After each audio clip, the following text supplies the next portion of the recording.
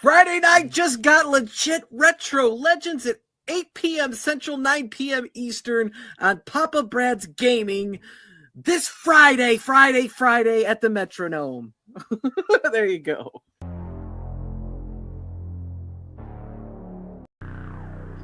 Get ready, gamers! Retro Legends is here. The ultimate destination for high score battles, pinball wizardry, and classic arcade showdowns. Every week we bring you the best in virtual pinball, classic arcade gaming, and retro fun. Where you can compete for glory on live online leaderboards through iScored. Think you got what it takes? Step up and prove it. Because every Friday night, we're going live with 2 legendary pinball tables and an all-time classic arcade game. And the best part, every giveaway and prize on this show goes straight to you, the gamers, that are putting up scores on the leaderboards. Iron sharpens iron. Come play with the best. We will see you on the leaderboards. Because Retro Legends isn't just a show, it's a community. A place for arcade warriors to show up and keep that high score spirit alive. That's right, Friday nights just got legit.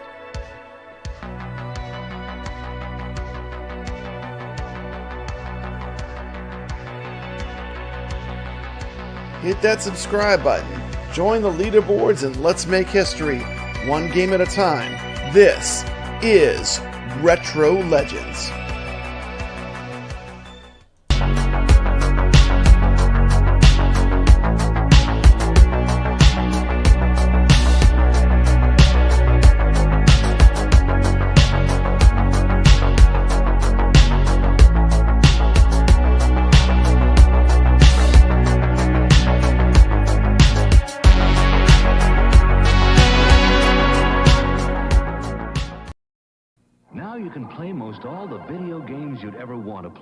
Introducing the SEARS cartridge TELEGAMES system.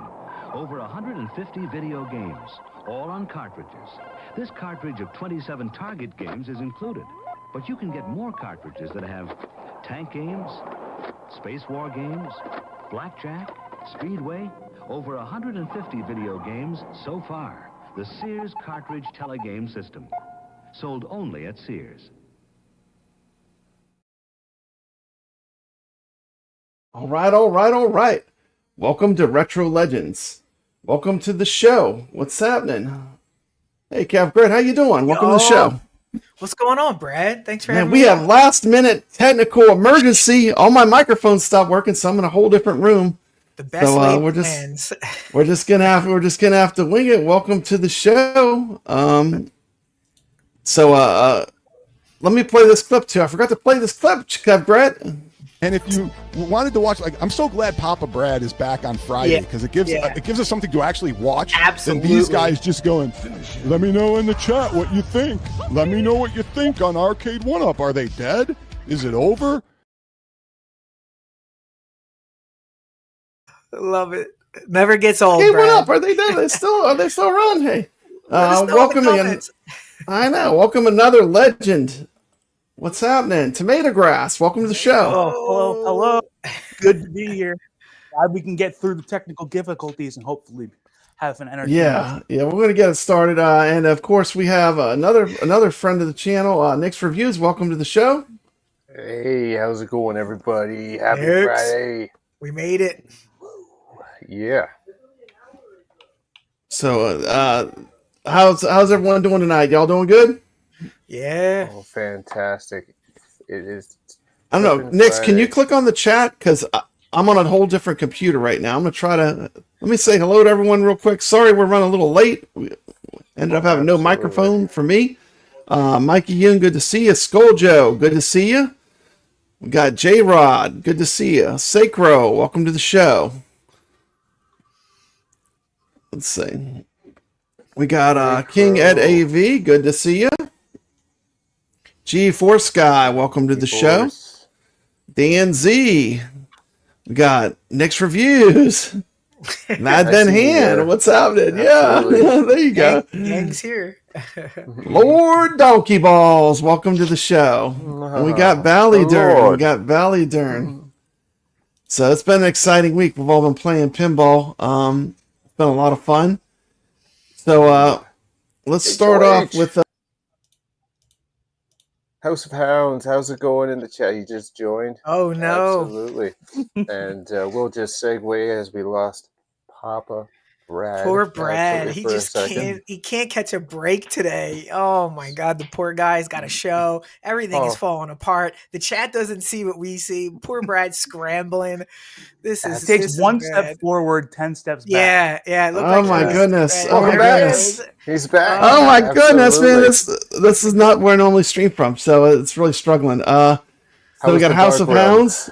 Welcome to the chat. So let's start right off the bat with the first topic. First of all, everyone subscribe to TomatoGrass. We're so glad you're here tonight. TomatoGrass, tell everyone a little bit about your channel real quick, since you're a guest of the show. Yeah, so I've been streaming AtGames 4K Pinball for close to a year now. I think my year, because I started right when that came out, and that's almost a year ago now, right? So like I've started like right when they started doing that Flipper Friends, I was always competing, and I stream and I try to explain what I'm doing because a lot of people see me and a couple other guys at the top of the leaderboards consistently. So I'm trying to show you what I'm doing when I play, and that way, you know, if you don't know the table very well, you can figure out what some of the guys are doing that are getting those high scores. And there's a couple guys that hang out on my channel, and we all have a good time, and we help each other out, and it's been a lot of fun. And we've been, I've been doing that, like I said, for close to a year now, and still going strong.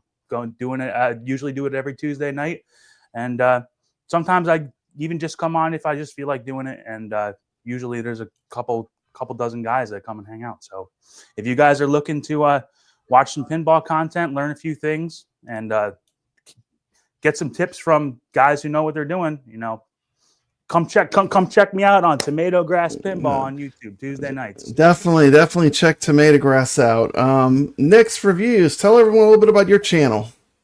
Oh, absolutely. I dabble in anything video game related, VR, pinball, everything. And right now I'm dabbling into some Pinball FX VR, and I'm absolutely loving it. I'm into that. Just picked up Hypercharge today, and just been playing a little bit of that.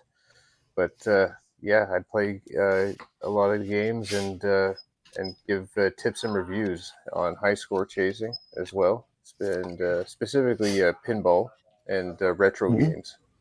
Absolutely. Well, that's awesome, and you do all kinds of games too. Kevgret, tell them about your channel. Is it free and fun? What's up, is it everybody? Free and fun. I do Tell everyone content about your channel. Let's start by just doing that. for fun and for the community. I have a low tier bottom barrel content that I bring to you guys for free on my own time. I do a little of everything. Arcade videos are coming, and I stream with my buddy the Rexer Show, exposing all the hypocrites of the community. It is a full-time job doing that, but somebody's got to do it. So we love the Rexer Show. So that's what I do. And on my all time, I'm with Brad, TomatoGrass, and Nix. I know, we're all playing pinball. We're all playing Yes, we pinball. So are. welcome to the show. Welcome to all the guests. Welcome to the people in the chat. NixReviews, you gave us the keys. You gave us the keys to Medieval Madness. You gave us the keys to the castle. Man. I come back after the weekend, and my castle. You had the number one score, and then what happened? You taught everyone how to beat your score. Oh, absolutely, and obviously effective. Well, that's pretty much what it is. Like people who know how to play the table, but it's good to share it, and nothing makes me happier if somebody takes the tools that I've taught and can actually exceed the score that I put up. But nothing makes me happier. Scores are meant to always be broken. Absolutely. So congratulations to Sacro and Rexer today for putting Damn. up. Yeah, those scores. Rexer just took the #1 spot for a Medieval did. Madness for And look Pinball who just FX showed VR. up. Congratulations Look who just to showed up Rexer. in the chat. Oh, get I his know. flowers. There he is. I see you there, Rexer. Do you guys want to Mhm. hear the worst part of it? Rexer Yeah, let's hear it. Rexer had to stop playing his game because his wife threw him out of the house. He could have went for $1 billion, but he's Wow. actually threw the game at 750 million or whatever he got. He could have kept going, he said, but his wife said, get to work. That's how crazy Yeah. these guys are now, Brad. They can play infinite. That is crazy. That is crazy. I mean, 750 billion. Is that a good score, TomatoGrass, for Medieval Madness? Yeah. That is insane. Yeah, even on the 4K, I think that's about like what the high score is. So That's it's wild. a good score on any platform. Yeah, that's awesome. That's awesome. So I'm gonna start. I got the big news. I found the ultimate arcade product. Are y'all ready? Ultimate. Let's see it. Oh, This is the ultimate. This is the product That's we've a been tall waiting order. for. Oh, Okay, no. you ready Call for it? something Here's the ultimate arcade product. If you want the ultimate, here it is. You all ready? What's the let's see ultimate it. this time? Oh, Look at that. Doom Buggy. Look at that, man. That is the Damn. ultimate arcade product. Let's go. Wait a minute. It's going to get better. It's going to get better because look what it's got in it. Oh my god. It's got a full-on pinball machine built into the vehicle. It is powered by pinball. This is the Pinball Wizard's vehicle. TomatoGrass, you need it. This would be the perfect vehicle for TomatoGrass to come rolling up into the show on, because he is truly a pinball wizard. Same thing with Nix. Y'all need one of these.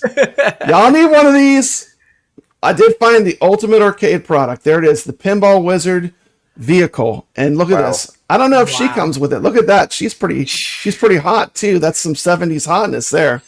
You just don't drive something like that. No. Yeah. Where do you put the groceries at? I finally found it. I found the ultimate arcade product. Beautiful. Other news, we have Retro Legends shirts just came out. They got a Tron logo. They got Papa Brad on the back. Beautiful. Not pushing the shirts, but we do have shirts. And let's just jump into the news stories for the week. We had a lot of stuff happening this week. We're just gonna jump right in. Let me get the ultimate. I gotta get the ultimate arcade product off the screen. Where if I can find it? Okay, there we go. We did find the ultimate arcade product. Okay, so let's talk about the news. The first thing, of course, we're just gonna jump into with AtGames because that's what I follow the most. We had a brand new table release. We had Shooting the Rapids Deluxe release. And if y'all had a chance to play it yet? You want to hear my experience, Brad, with trying to play Yeah, this let me hear your table? experience with trying to play it. Yeah, let me let Okay, you let me guys make in it on full my screen here. experience. Okay, what's your experience? Here's my experience. I have a code. I go to use the code on my table, but I have to sign in. And I sign in through the QR code, and it doesn't work. The then QR I sign code's in. broken. Yep. And then I try to sign in through the table, and it says kevgret at AOL is signed in. 30 seconds later, it says kevgret at AOL is signed out. Please sign in to continue using features. So then I sign in again.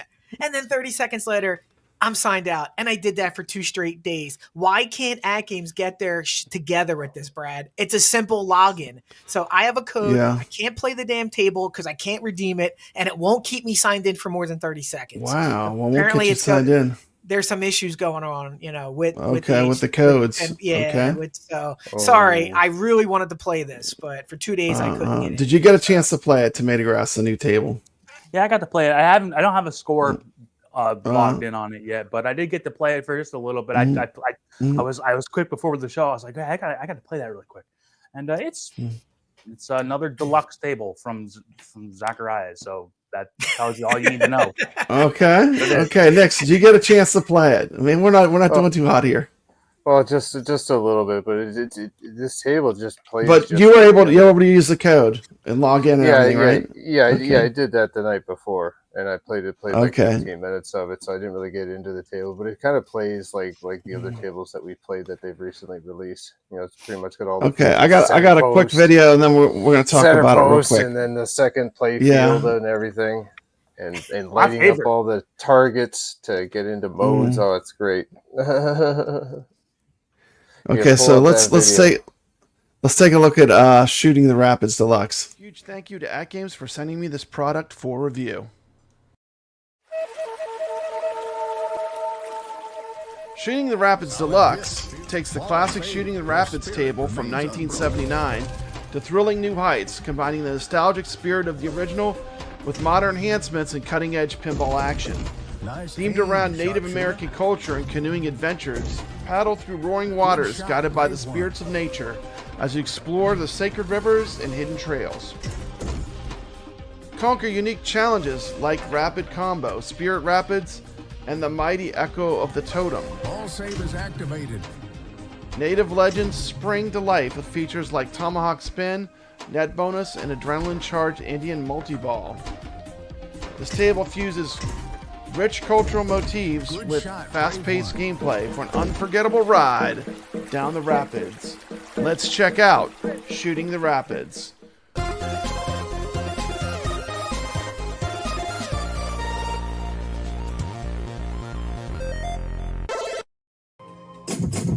Courage and wisdom will carry you through the rapids ahead. Are you ready, brave one? I am ready. Let's take a look at this table. You start off with a beautiful back glass. It does have some bulb animation in it. Beautiful play field. I really like what they did with the art. Just gorgeous table. You can read the instruction card. Check that out. Very sharp. Shooting the Rapids. I like the knife down there. You have your modes. You have the Native Americans on the canoe in the center, braving the rapids. You go up to the top. You have the bear. Overall, I'd say graphically, this table is just fantastic. You did a great job with the artwork. Very sharp. This table is in 4K. You've got a lot of loops that you can do, which is fun. Does have a center post, something I do not like too much in the Magic Pixel games. Wish they would have skipped the center post in this one. There's the totem. Totems will pop out of the play field in one of the modes. You can see the slots where the totems will appear. Overall play field design is pretty cool. It does have a clear upper play field. Also has the new DMDs. Courage and wisdom will carry you through the rapids ahead. Are you ready, brave one?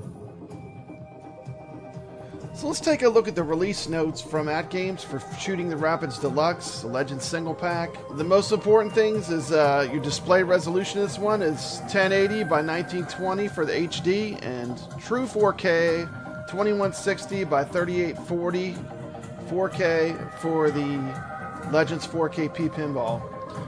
The 4K average flipper latency is 44.87 milliseconds with a 9.43 millisecond standard deviation.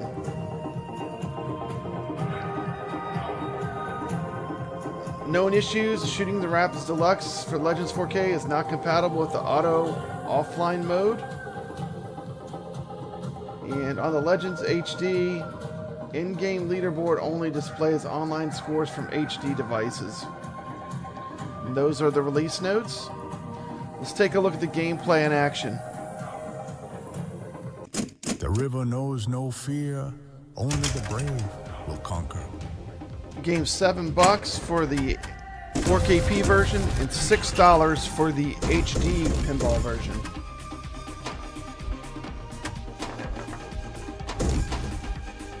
One of the standouts to me of this table does have the new DMDs, which are themed a lot better to the table. It really does enhance the experience. I'm just going to show some of the artwork of the DMD so you can see what a beautiful job they did redoing the DMDs. So it really feels like they are listening to us at Magic Pixel, Zachariah Pinball, and that's a good thing. I have to say that is a pleasant surprise. The lighting effects on the table are really pretty. The table itself has some hits and misses in my opinion. The river claims your canoe, but your spirit can return.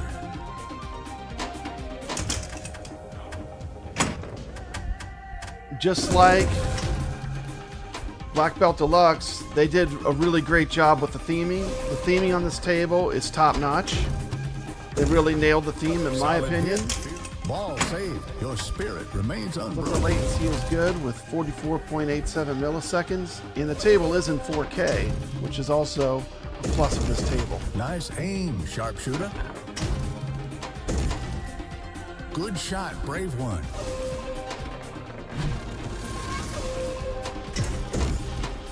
The game's rules are pretty simple to learn. It has a ball save. You get the bottom rollovers where the return lamps are located. They'll save the ball for 30 seconds.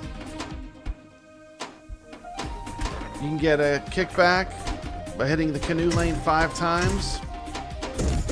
Good shot. Game has brave 2 one. play fields, including a second play field. One is They've lit. made the play surface clear so it doesn't obstruct your view.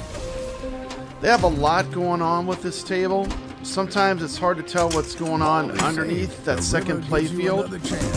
Also, you have a really hard ball lock you have to get from multi-ball, which is, I'm not going to say it's impossible, but it's very hard for me to consistently get that multi-ball.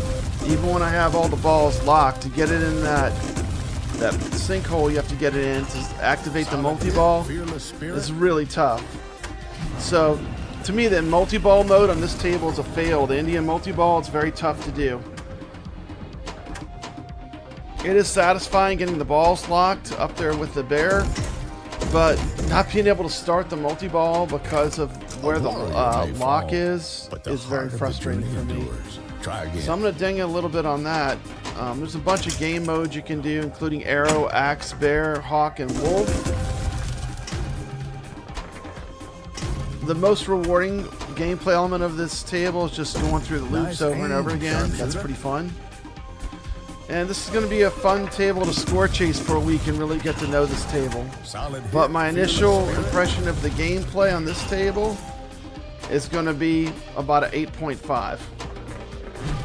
Triple combo.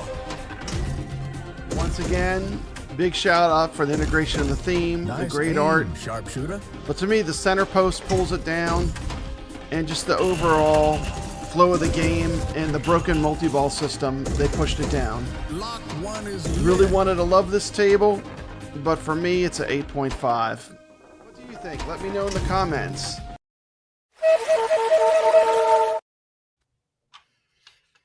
All right. So there you go. There was Shooting the Rapids Deluxe. So I did mention the center post, TomatoGrass. Well, you know, You want to talk about the center post? No, what the thing is that this is a deluxe table, so I do realize that, you know, that's kind of, you know, that when they make a deluxe version of a table, that's kind of like part of the package, right? So that's like, I do understand that, but I always, like, I'm trying to, like, I guess, talk myself into the fact that that's just the deluxe thing. But then you look at, you know, they're releasing the new they released a new natural history tables and they have it. They're releasing Battletoads and Killer Instinct. It's probably going to have it. And so it's like, yeah, it is. But this table, like, I get it. It's a deluxe. It's going to have it. But I don't understand it, because here's the thing. TomatoGrass, this would have been the one that shouldn't have had it, because Shooting the Rapids doesn't have a center post. The other two tables don't have the center post. It's like almost like the remake is the best one. That's the one Do thing you agree? The one thing I did want to say about this when I first played it is that I was really going to have to be inspired a lot to like it, just because of how good the remake is. If you guys the have remake not is the one. That's the best one of the Shooting the Rapids. It's one of the best tables on the machine. So to do better than that, I mean, center post or not, I mean, that kind of just like is an auto fail in my opinion. But if it would have been awesome, I could have gave them the benefit of the doubt. But, you know, they would have really had to step up to the plate to impress. And this is just me. You know, I mean, a lot of people probably disagree. But in order for me to fall in love with this over Shooting the Rapids remake, it would have had to have been a 10 out of 10. So that's, you know, that's a difficult task already. But I just was completely uninspired when I played this. Like, it was kind of just like it's just it's not nothing about it is like too like nothing is like whoa I gotta go play that when it's like we got Black Belt, we got Space Shuttle, we got Moonflight. Yeah, Like, out of the last four, how would you rate Those this were pretty compared to Black Belt and the Moonflight Deluxe? How would you rate this one in comparison to like the last four? Almost seem like the same table, don't they? I mean, Earthman Fire. I mean, they seem so similar in a lot of ways. And it's funny because like you just mentioned Earth, Wind, Fire, right? I almost forgot about it because that's if you want to have a word to describe most of these releases from Magic Pixel lately, forgettable. Like like you mentioned it, and I'm like, oh yeah, we did that for like a week. I need to learn how to do that, I guess. Yeah, they're forgettable. They're not inspiring. They're not bad. I'm not saying that like they're not bad. I mean, it's just but they are never. I am not chomping at the bit like at work, going like, hey, I can't wait to go home and play Earth, Wind, Fire tonight. No. Yeah. To me, this one too is like it really is like it punishes you if you're not an avid pinball player. This table is more punishing. Like it really if you have sloppy gameplay, it's definitely going to punish you more than the other games they've released. With the games that they released, it is too punishing to make certain shots when you shouldn't be punished. Yeah, you shouldn't be punished. It's supposed to be fun, right? Like I'm going to use an example for Black Belt with that side target on the right where you get your multipliers, right? And that's part of the mission mode, and you have to make that wide shot with the left flipper, and if it's not perfect, you get bad ball deflection. Boom, out. Ball out. Not fair. Why? It's a target I should be aiming for because it's blinking and it's my multiplier. Why do I get punished for trying to aim for it? What I don't get with this table is like I finally got the multi-ball and everything, got all the modes, but to get the multi-ball, you shoot it into the bear like 3 times, and then you would think the multi-ball should be just another shot to the bear, and then the multi-ball starts. No, they put a sinkhole in a weird spot where you can't even see it. And you've got to hit this crazy shot off of that extra flipper.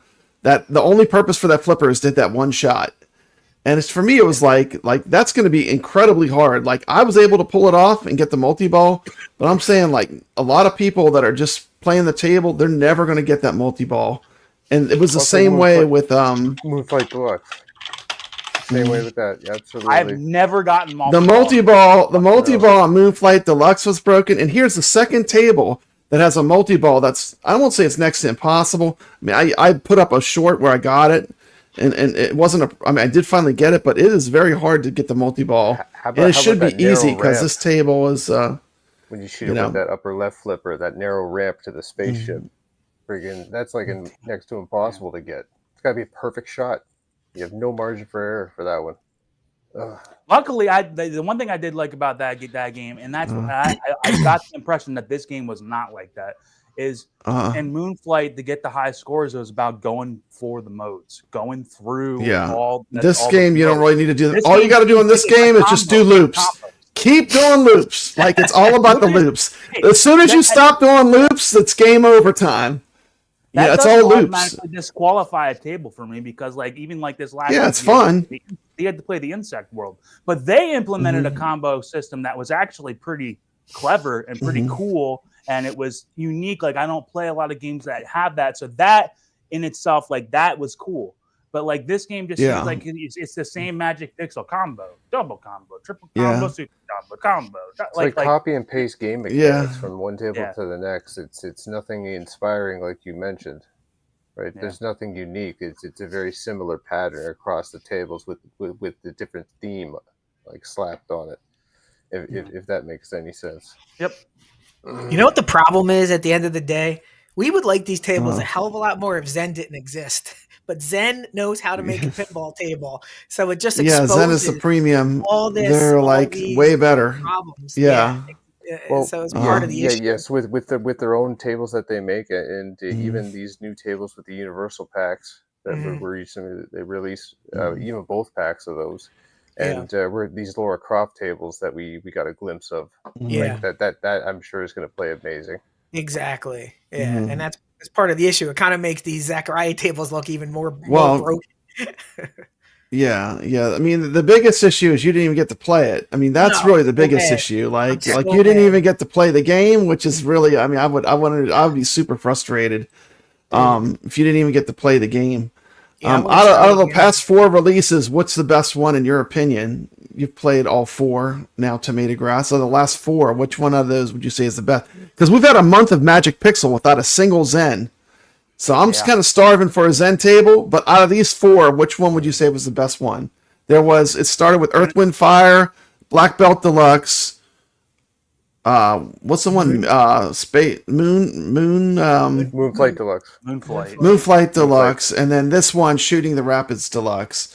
Out of those 4, which one would you say was the best one? I liked Moonflight Deluxe. I'm with you. That's where I'm at too. Simply because I liked that you had even with the broken multi-ball.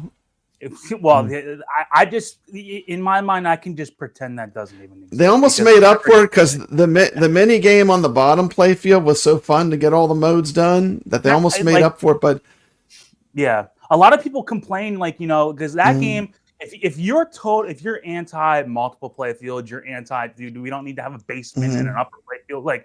Then you can get ticked off at that table. But I actually liked the basement on that table. It's actually fun when you get down there. Because there's some games you get down there and you're like, oh god. But this game, it's like, okay, I'm gonna get through these 4 things, and I know I can do it, and it's hard enough, but still possible. And I like that table just because I feel like it was the most well-rounded. Black Belt was okay, but that was a game where one thing that makes very hard, very unfriendly, to a beginning pinball player, very hard. Yeah. One thing that makes me upset is when you play a table like that and it's easily known that you need to go for the multi-ball the whole time you're playing that game, and then when you're playing a game and you end up getting into a mode and you go, dang it. Yeah, that's terrible design. Yeah. That is not good. You should never be like, oh no, I'm in a mode now. Right? Insect World was almost like that, but the modes, they're pretty easy. And they're still easy in Black Belt, but it's it was just it's so far off the tangent. And the fact is that you can start the modes by hitting one ramp. Yep. But the worst part is TomatoGrass. These modes are 120 seconds. It's not even 30 seconds. So I just hold the ball in the flipper and watch the countdown. Yeah. Isn't that fun? That's not fun. You can't wait to do that. Yeah, exactly. If you're sitting there having a drink when you're playing like me, then that's the time you can kind of try to hold the flipper and you get a drink in the other hand. But I don't want to do that. I'm not playing pinball to do that. No. And for 120 seconds, that's a long time for a mode. Come on. Yeah. It's crazy. I just flip y'all just for 1 second. But we just went through Flipper Friends for this week. Flipper Friends this week. I would say this is close. They had a lot of dogs in this group of pinball tables to play. And I suffered through it, but it was not what I would... I mean, there was a couple good tables, but for me, this was not an inspired list. What'd you think about the lineup for last week for Flipper Friends, TomatoGrass? Last week? Yeah, last week. What do you think? It was literally almost painful. Look at this lineup. I mean, you got Wild West Rampage, Shooting the Rapids Retro. It's all outlanes. You heard what I had to say about Shooting the Rapids Retro last week. You have at that point they had 3 Shooting the Rapids games. Yeah, they picked the worst one. The very worst one. And the retro was the very worst one. The worst one. It wasn't the worst one by it's not even close. It's literally if you had if you had a pie graph of the favorites, that wouldn't even there wouldn't even be any color. It would just be a line and a little thing going out there. Shooting Rapids Retro. It's so bad. Okay, but that being said, I did play, and let's take a look at the scores for the week. Let's get through this.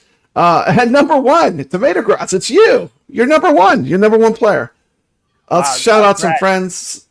Yeah.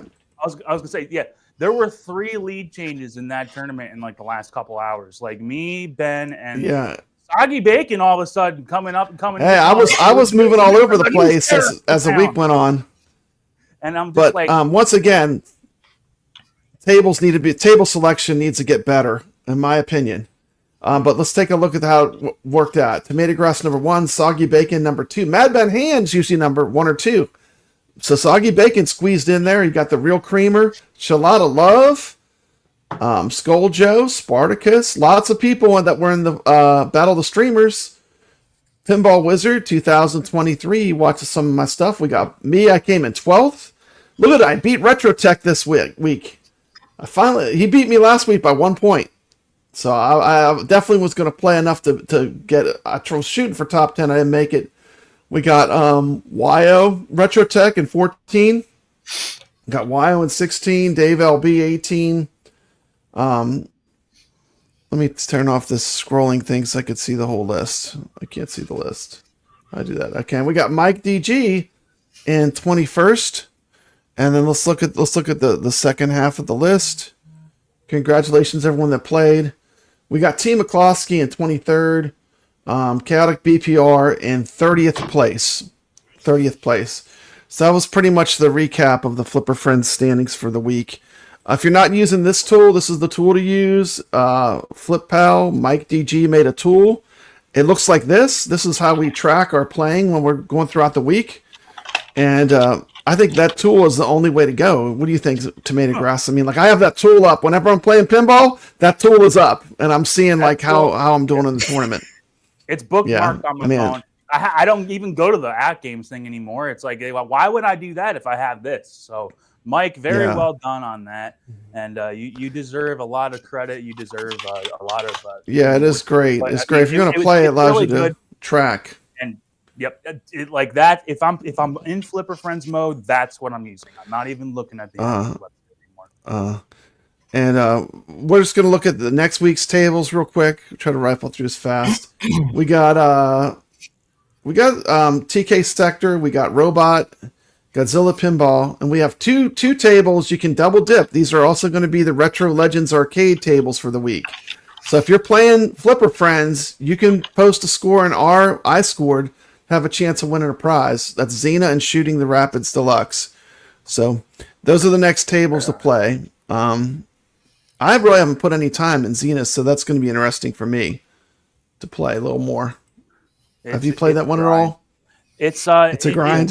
That's part of that Universal pack that had. I think it was the one that had Knight Rider and Back to the Future in there because it was a TV one. Battlestar Galactica, I thought. Yes. Oh, Battlestar Galactica. Battlestar Galactica. Because Back to the Future was the movie, so it was Battlestar Galactica. Okay, yeah. I played that when it first came out. It's you have to go through a lot of different. Like it's not like a table where you're just going to do one shot the whole time. You got to do everything, and every target's a mode, essentially. Yeah.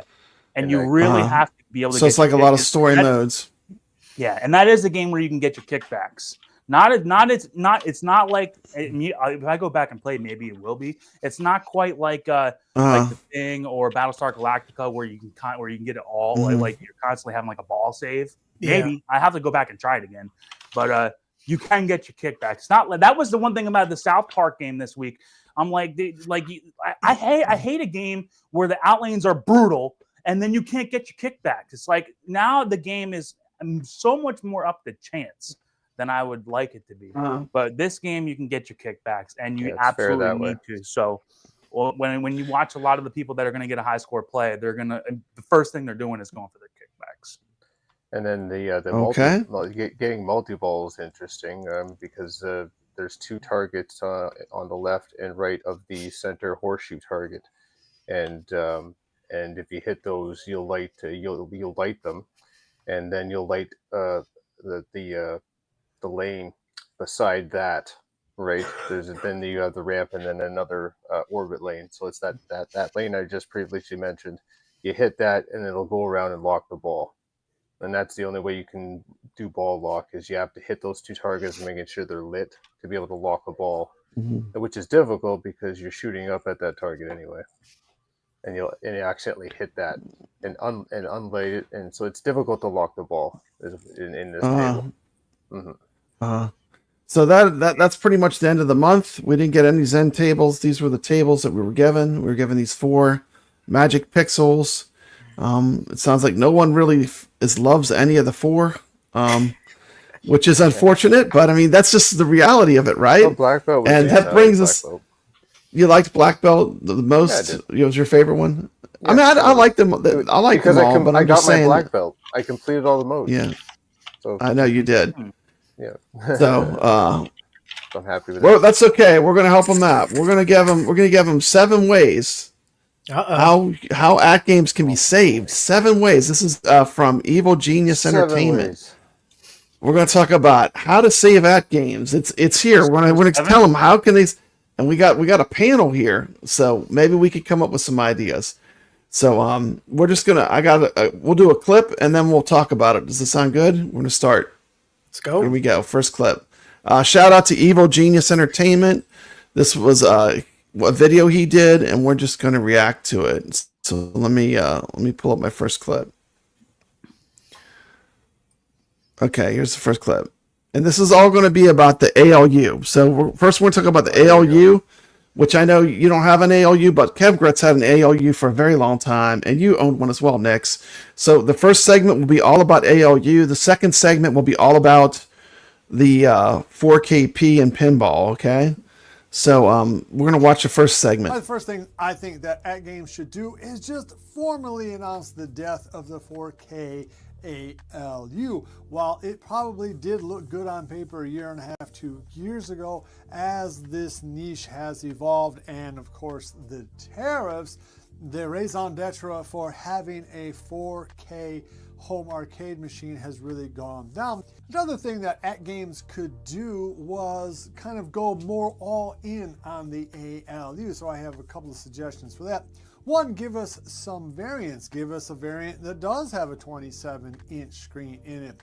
You can already get the HD marquee for it, which is super slick, but maybe have that be included in the package. Maybe give us a version that has LED lighting on it, or glow in the dark / backlight type lighting. Heck, maybe even give us a refrigerator in that thing. Give us some choices to pick that ALU, because the ALU is still, in my mind, the king of the home arcades, because it is the right size for 2 grown people to actually play 2-player games on.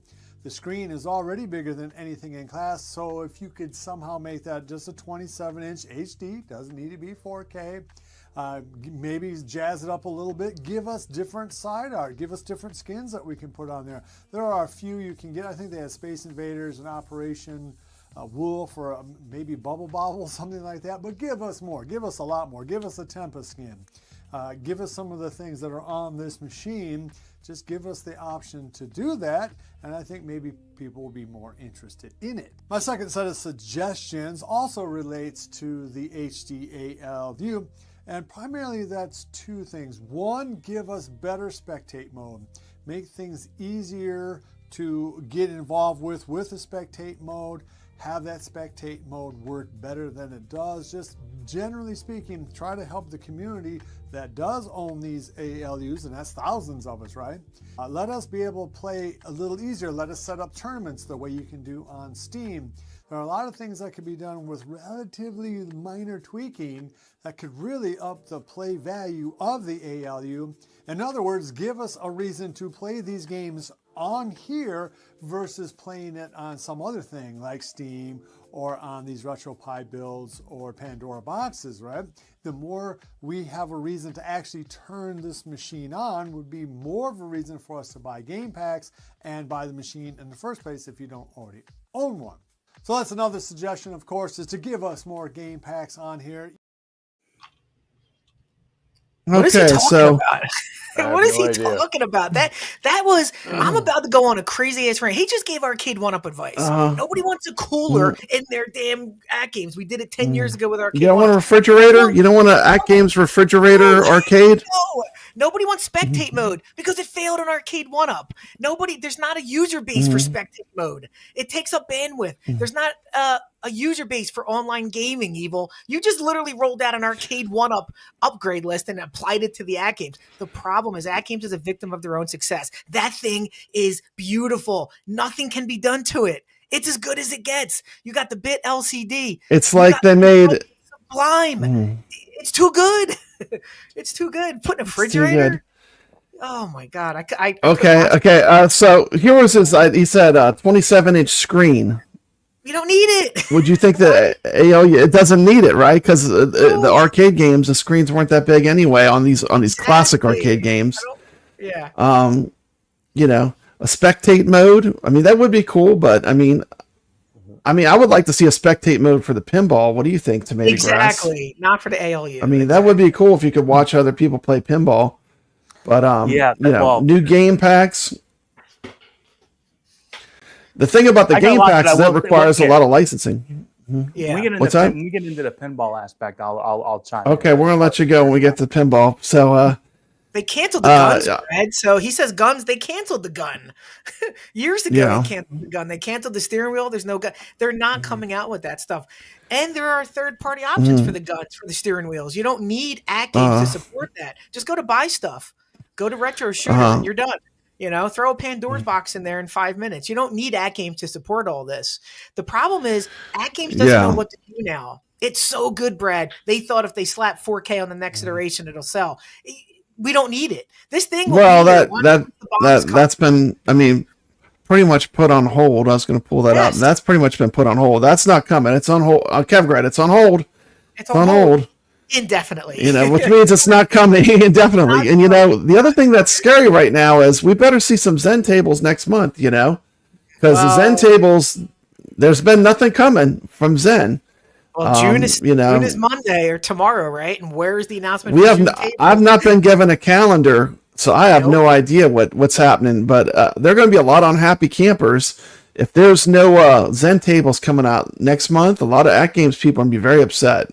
I mean, what do you think, TomatoGrass? And rightfully so. They're waiting for the rest of at least the rest of the Williams tables. I mean, we don't have Tales of Arabian Nights. We don't have Funhouse. There's tables that we definitely want to have on this machine. What do you think, TomatoGrass?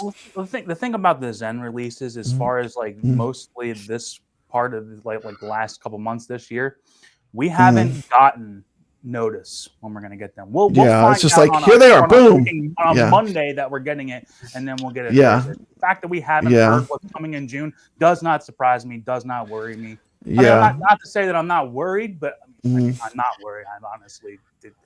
I'm just fine with 220 tables, but I know that there's people that there's people chomping at the bit waiting for this stuff to come, and I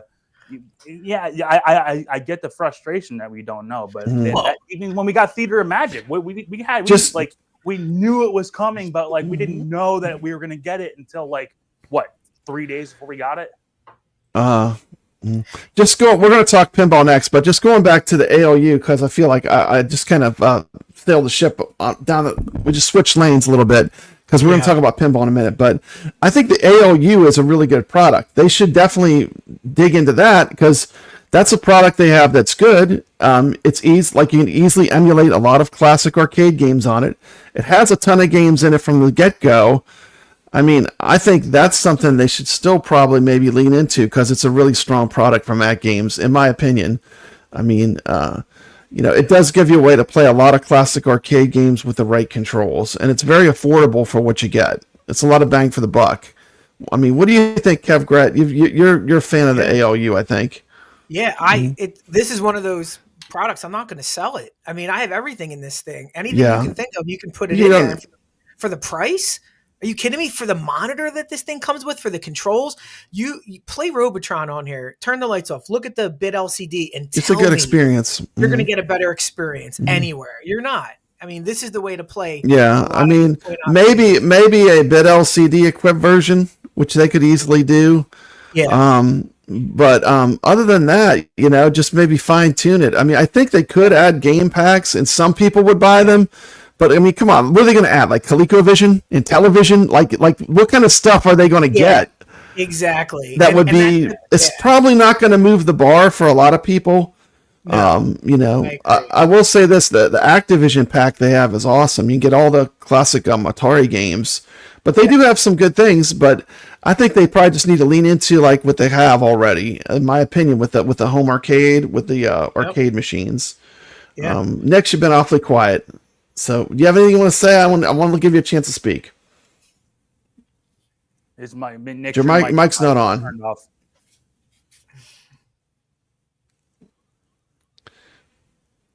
Man, we're just having mic issues tonight. I'm Battery sorry. life. I'm sorry. I had to switch Battery life computers on at the these last minute. I don't even stream from this computer. Let me check my audio and see if I can turn mine down.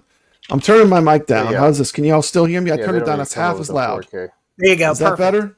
That's I'm awesome. turning it down. Is that good? Oh, look at that. Can y'all Yep. still hear me? I Now turned I'm it down probably blaring half y'all. as much.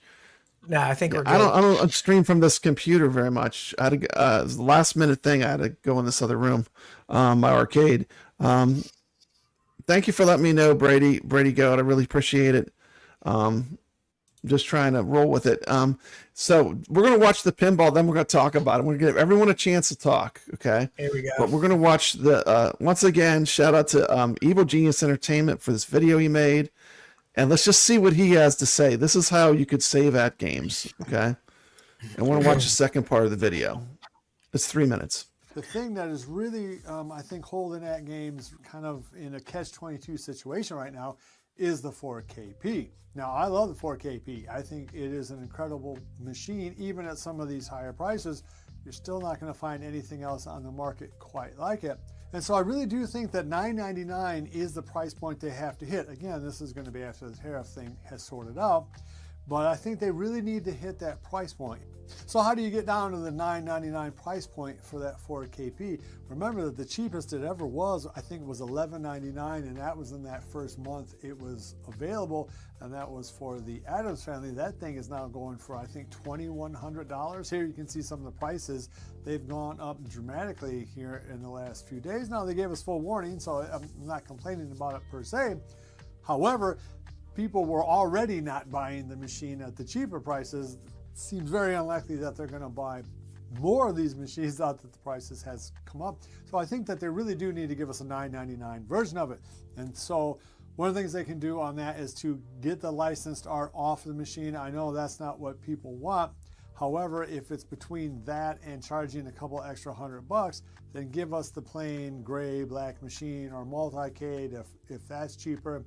But be willing to buy a machine that doesn't have the art on there. No topper, no side art, anything like that. Another thing that they could do is, instead of the very nice glass top that they have covering the playfield, if they just made that plexiglass, it would make the packaging lighter, because that thing is heavy as heck, and of course cheaper to make than tempered pinball glass, which is quite expensive. I'm guessing that glass top probably cost them right around $80, maybe even $100. I know it costs over $100 to get real glass on a normal pinball game, and this isn't that much smaller. So again, that might be some way that they could lessen the cost there. They could give us cheaper legs. They could just overall give us a cheaper package so that they can kind of cut out the iArcade catch-22 situation that they're in, right? It's like the iArcade in that the iArcade was a very well-built machine, better built than anything else at the time that was out, but they really made their money on selling the game. So when you had a high cost for the machine, it meant that you weren't going to buy the games because you were unwilling to pay the high cost for the machine. Well, they're kind of in a similar situation at AtGames, right? In that they have to sell these games, particularly these Zen games, if they want to keep Zen happy. But the only way they can do that is by expanding their user base. And the only way they're going to be able to do that is to lower the cost of that 4KP. And I really do think that $9.99 is the price point that a lot of people just say, no, I'm not going above that. And the reality is some of these pins now are going to be closer to $2,500, $2,600, and that's before you put in a control panel. That's before you buy a whole bunch of games. That's definitely a no bueno for a lot of people. You can start to build your own machine for that money. You can really make a very nice virtual pinball machine for $2,500. Whereas at $9.99, you'd be very challenged to make something close to that 4KP. So again, I don't know if it's possible. And I don't know if you guys are interested in that. Please comment down below. But to me, I think they really have got to look at some version of their pinball that you can play those Zen games on. So it still has the new chipset, but it comes in at that $9.99 price point. This guy is a clown, Brad. I'm sorry. You were not getting a $9.99 pinball. You're not getting it in plexiglass? Oh my goodness. Plexiglass? What is this, Arcade 1-Up? Plexiglass. 4K's Plexiglass. premium. You are not getting Plex. If you want a cheap Plexiglass. product, you want a $9.99 pinball, go to the HD. The 4K is premium for a reason. You're not getting plexiglass. You're not getting cheaper legs. 4K Peanuts, $9.99. $9.99. You're not getting a $9.99 pinball, Evil. Stop it. What you could do is throw Plexiglass. some packs in there, and you're not. We've seen what plexiglass does to pinball tables. Look at the arcade one-up. It's disgusting what that plexiglass did. You want the premium. If you're buying this pinball for 4K, you want the premium. If you don't, get the HD. That's cheaper. That is lower than $9.99. Evil. That's the move. Not lowering the 4K. What- Just get the starter HD. Call it a day. What do you think, TomatoGrass? I want to hear your opinion on this video. God. On the video. I don't. Doesn't need agree it. Do they with need a any of it. $9.99 price point? No. Do you agree with any of it? They None of it. Okay, now the questions are coming in now. Do I? No, I don't agree with any of that. And no, they will not have it. They can't make a $9.99 price point. Dude, they tried to make a $1,200 price point, and the community blew up. Going, what are they're just screwing people that want to spend less money. They were struggling to get it out for $1,200. Yeah. And so I mean, like, can they re-engineer everything to a lower price point? And would a $1,000 machine that plays Zen tables move the needle that much? I mean, if it's, there was a time when it was close to that, and you would have thought then would have been the type everyone would be hopping on. What do you think about that? Do you think they should make a cheaper model, TomatoGrass? No, I don't think that's their problem. I don't think it's a problem either. Part of the problem of how it is so expensive now. But that's not the problem. Even when it was cheaper, that's what makes it good, though. The glass is what makes it good. Like the fact they didn't skim. That's what makes it good. Yeah, when I heard plexiglass, I'm like, "There's no way, cloud, no way." Even on the HD, world. It's amazing. Like, come on, plexiglass. That thing will be scuffed in an hour. It's like, come on, man. The problem is he wants a $9.99. Never going to talk to me again. Oh, he hates us anyway. He hates me. But Brad, the $9.99 price point is the HD. It's the HD. Like, he's saying $9.99. You're saying that the HD is the same price as the 4K. You can't do that. You just can't do that. Yeah. Yeah. Well, there is one thing I 100% agree with. There was one thing he said 100% agree with, and that's 100% I agree with this. Remove all OTG fees on every product. Yes. They shot themselves. And I'm gonna tell you why, because basically they shot themselves in the foot, because the VPX people, the people that are putting these pinball tables on, they will not release it to the public because there's an OTG fee. So if they learned anything from the ALU, it was that emulation was what people love so much about it. Like, you could play all your games on it, right? Yes. Once you figured out like how it worked and how to install your own emulation, it was like kind of open platform where you could play all these arcade games. Well, they have something kind of like that on pinball. I haven't done VPX. Have you done VPX? TomatoGrass knows.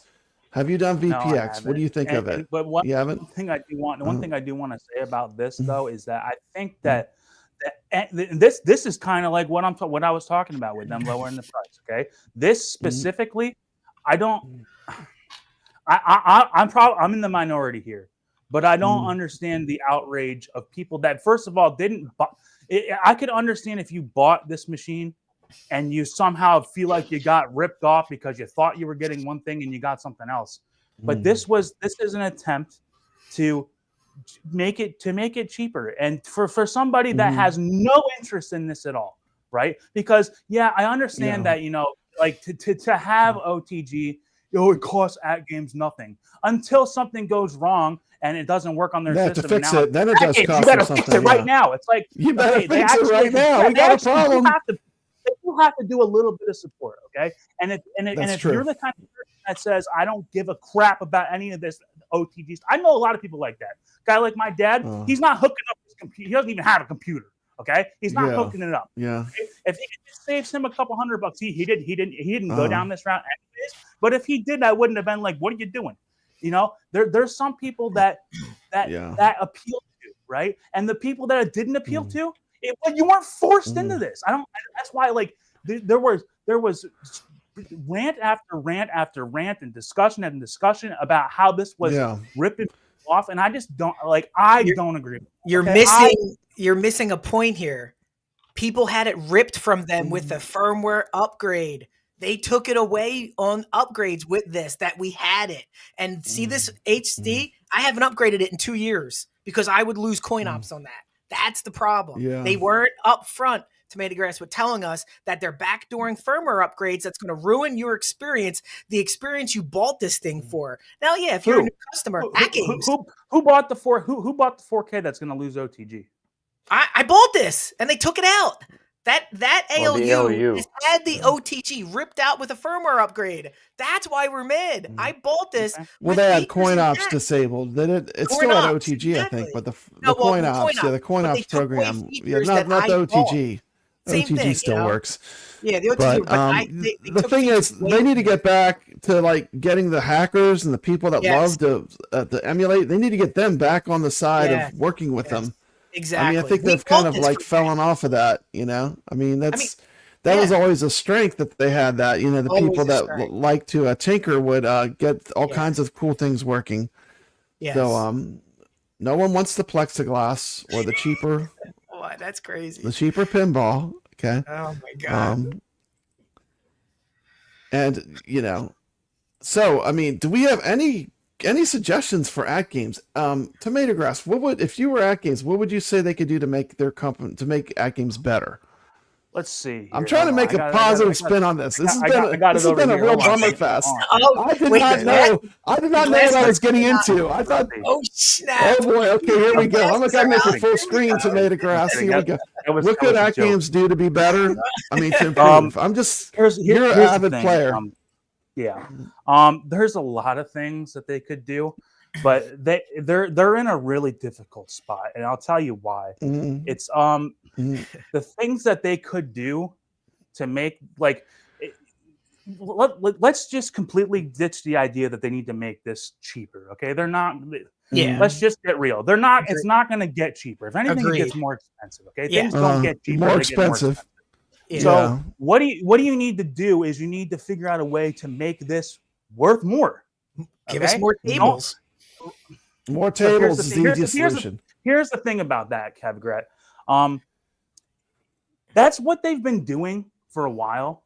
Okay, but the thing is that it's not just pumping out tables. Okay, because they have been doing that, and then look at. I'm saying free tables, TomatoGrass. Free tables with the purchase. Give us 50 tables with it. Well, they need to be doing that. I don't know why. Yeah. But whatever. I mean, they could do that immediately because they could just give you Pinball Net for like 6 months or something because they have it where they can unlock them all in one burst.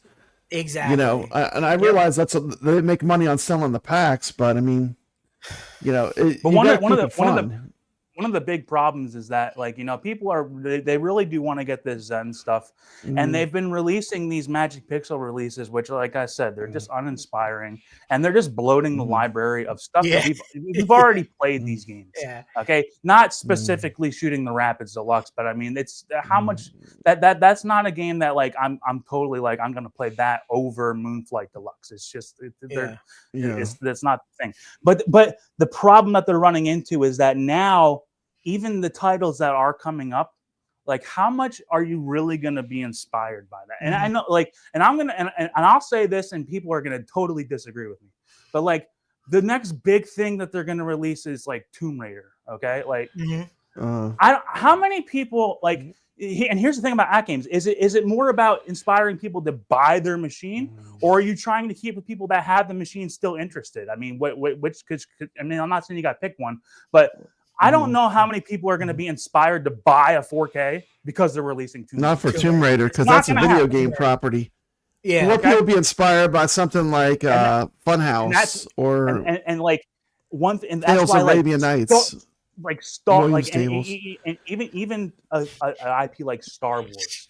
Okay, Star Wars, 100%. Say what you want about those tables, right? That is a selling point. People will buy a 4K. People like Star Wars. If you have Star Wars. If they could figure out a way to get a game like Indiana Jones, people will buy the game. People will buy the system to get that. People are not lining up to buy the system for Shooting the Rapids. They're not. Okay? So I would say Yeah. that they like and there's not, I don't have a solution for them to get better IPs, right? But that's the problem now is that they're really just bloating up their library with stuff that is uninspiring to people, and you know you got to whatever your problem is with getting these IPs that you need, you got to get it figured out if you're trying to sell more tables. One thing that I do want to say though, Brad. And this, like, okay, I'm not going to rant about it, but it's one thing that I want to say. Just give me a couple minutes now, because this is something that I'm giving you a couple minutes. Go ahead. People agree with me on this. The one thing that's really difficult with AtGames is the market for it, right? Because you got VR, right? Which I'm not saying that's totally like a younger guy's thing, but like if you're like a younger guy, not a 50-year-old guy or a 60-year-old guy looking to get into it, the VR is probably something that's, you know, it's better because it's just it is better, right? But this is for people that don't want to they don't want to be sitting there wearing a headset. Like if I tried to talk my dad into buying VR, I would just be talking to a wall. He'd be like, "I'm not doing that." Yeah, get out of here, right? So yeah, that is difficult for AtGames. Is that they're kind of like, how do you can't really expand too much because your audience that actually owns this machine are a lot of old heads too. But one thing that I think that they really need to do, okay, and it can take a whole bunch of different forms, but a path that they need to go down in order to make this experience worth a lot more money is some sort of multiplayer. Okay, yes. What does that mean? Okay, Yes. Because you hear the word multiplayer, you're like, oh, holy cow! Like, what does that mean? Matchmaking and head-to-head? Like, you don't have to go straight and do some sort of matchmaking head-to-head nonsense. The first things first. Okay, we all have accounts and usernames on this machine, right? When you log in, you have a username. Let me add friends. Brad, I want to be your friend on here. Yes, right? Basic. Have a friends list. Basic. People see my friend. Because guess stuff. what? Right? Like when we look at the leaderboards on these, right? You got global leaderboards, it's terrible. A local leaderboard.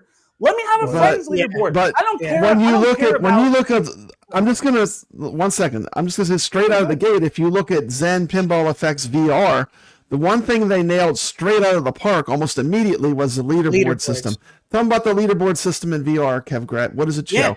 Yeah, so you have multiple leaderboards. You have weekly leaderboards. You have local leaderboards. You have all-time leaderboards. You have friends leaderboards. And the cool thing about the friends leaderboards, TomatoGrass, when you see your table that you played and all your friends, you also have a ranking next to you that shows your all-time ranking. So you get your friends list, and then they add the all-time ranking. So you're getting multiple leaderboards at each one.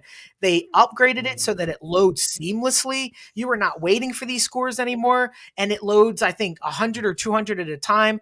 It is the main addiction for us in the community to see these leaderboards. And and you instantly see how do you stack up against all the people you're playing. Exactly. And I'm like, one more game. I need 20 million to beat Brad. I'm going in. And it's addictive. How cool would it be? Yeah. How cool would it be, TomatoGrass? Imagine if when you play your pinball, you have a bunch of friends on YouTube that watch you. You have a bunch of people that love your content.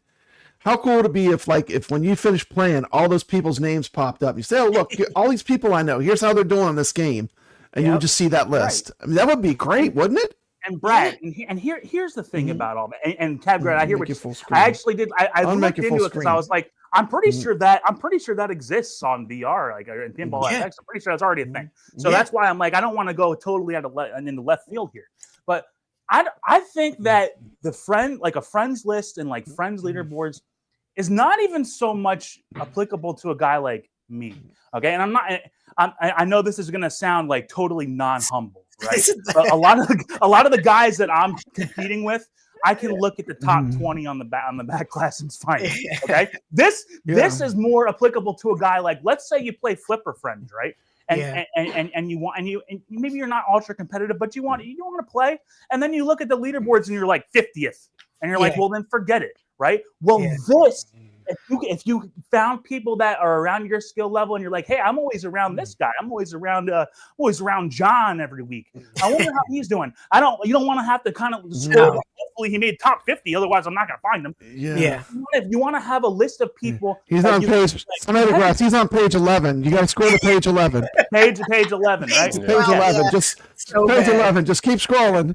That's what I'm saying. Like, and so that's I think that would be really good for not some like for me, it would still be great. I would still like that, but that would be really good for people that don't that want to compete like on this Flipper Friend stuff, but they don't want, but they see themselves in 50th place and like, I'm not competing with Ben. I'm not competing with TomatoGrass. I'll never get up there. But you find a guy like John, who's 50th, and compete against that guy. Because here's the thing, right? Because like a guy like I always think about like what would my dad think, right? Because you would think my dad would be like really, really good. My dad's just he just flings the ball around. He loves playing, but he's not looking at my videos going, oh man, I'm gonna try to get $1 billion on this game. He's just playing, right? So like he'll watch my stuff and he'll try to compete on these games, but he's never gonna compete. But like when he was like on the HD, he would see where somebody was like the 40th on the leaderboards that he constantly saw around there, and he's like, I want to know how I'm doing against that guy. I don't care how I'm doing against Ben. I want to know how I'm doing against TomatoGrass, all that matters is I beat Retro Tech X every week. That's all that matters. That's all that matters. I just got to beat it. As long as I beat him, I'm fine. I'm just kidding. I love Retro, but we do have a friendly rivalry. And we do compete against each other each week. But you're right. You find people that are close to your level, and then it's real exciting because you know you're going to be right next to them. It's going to be real good competition. Makes you better. I mean, iron sharpens iron, right? I mean, if you want to get better, you got to play with people that are good. That's how you're going to learn. And the only other thing, right, is so I think that's a must. And I know some people get pissed off when I say something's easy to implement, right? I'm not saying anything's easy to implement because guess what? kevgret can't even freaking log into his machine. So they try to implement a friends list.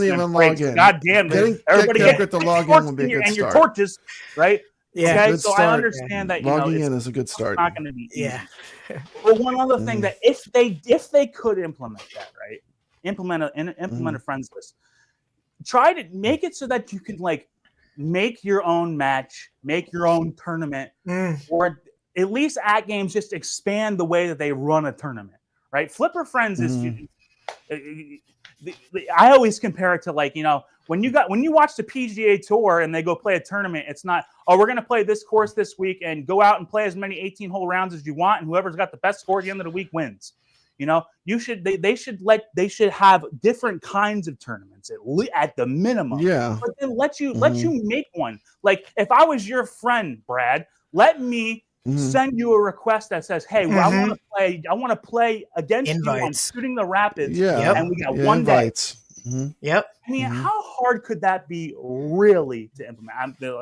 I probably damn hard if you want my opinion. I would imagine it's probably hard. Well, that's what they need. Okay, if we're talking about things that they need, doing what they've been doing for the past 7 months, where just pump out a Moonflight, pump out a Shooting the Rapids, pump out a Black Belt.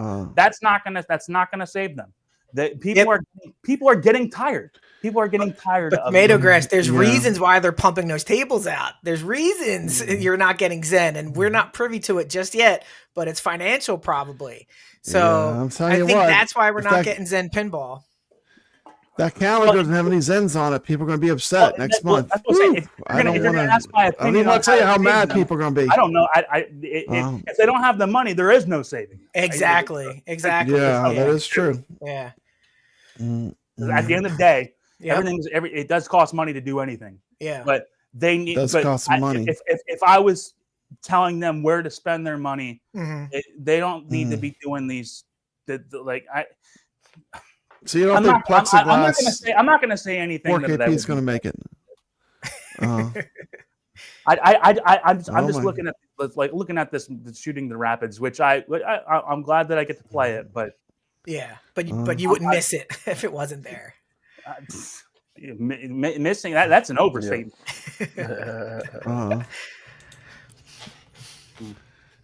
But I really love multiplayer, man, and I know that like the end goal, imagine if it was awesome if you could do like actual head to head. Like I know, like they said at one point they actually had it like I talked. Like when you play real pinball, you take turns, right? One person plays and the other person. Like just when you play real pinball, you take turns. Yep. Just imagine how you can watch. That'd be cool. If AtGames really wants to make their machine worth a lot more, that is a path that would that would set them at least, because you got people like Pinball FX that are already doing some of that stuff. You need to at least get on that level. Now, if you could go above that level, now you're in the territory of where people are actively wanting to get your machine. But you can't even talk about competition if they're just not even trying to do any of this other stuff. They're just like, we're just going to release this stuff. And that is what it is. Next, I want to give you a chance to speak because you've not. I feel like we haven't given you a chance. Is there anything you want to say? Is your microphone on? Yeah, my microphone is on. Okay, yeah, we can hear it. It's working. Okay. But yeah, I feel that I'm just gonna say it. I feel like AtGames is going to be in another iArcade eventually.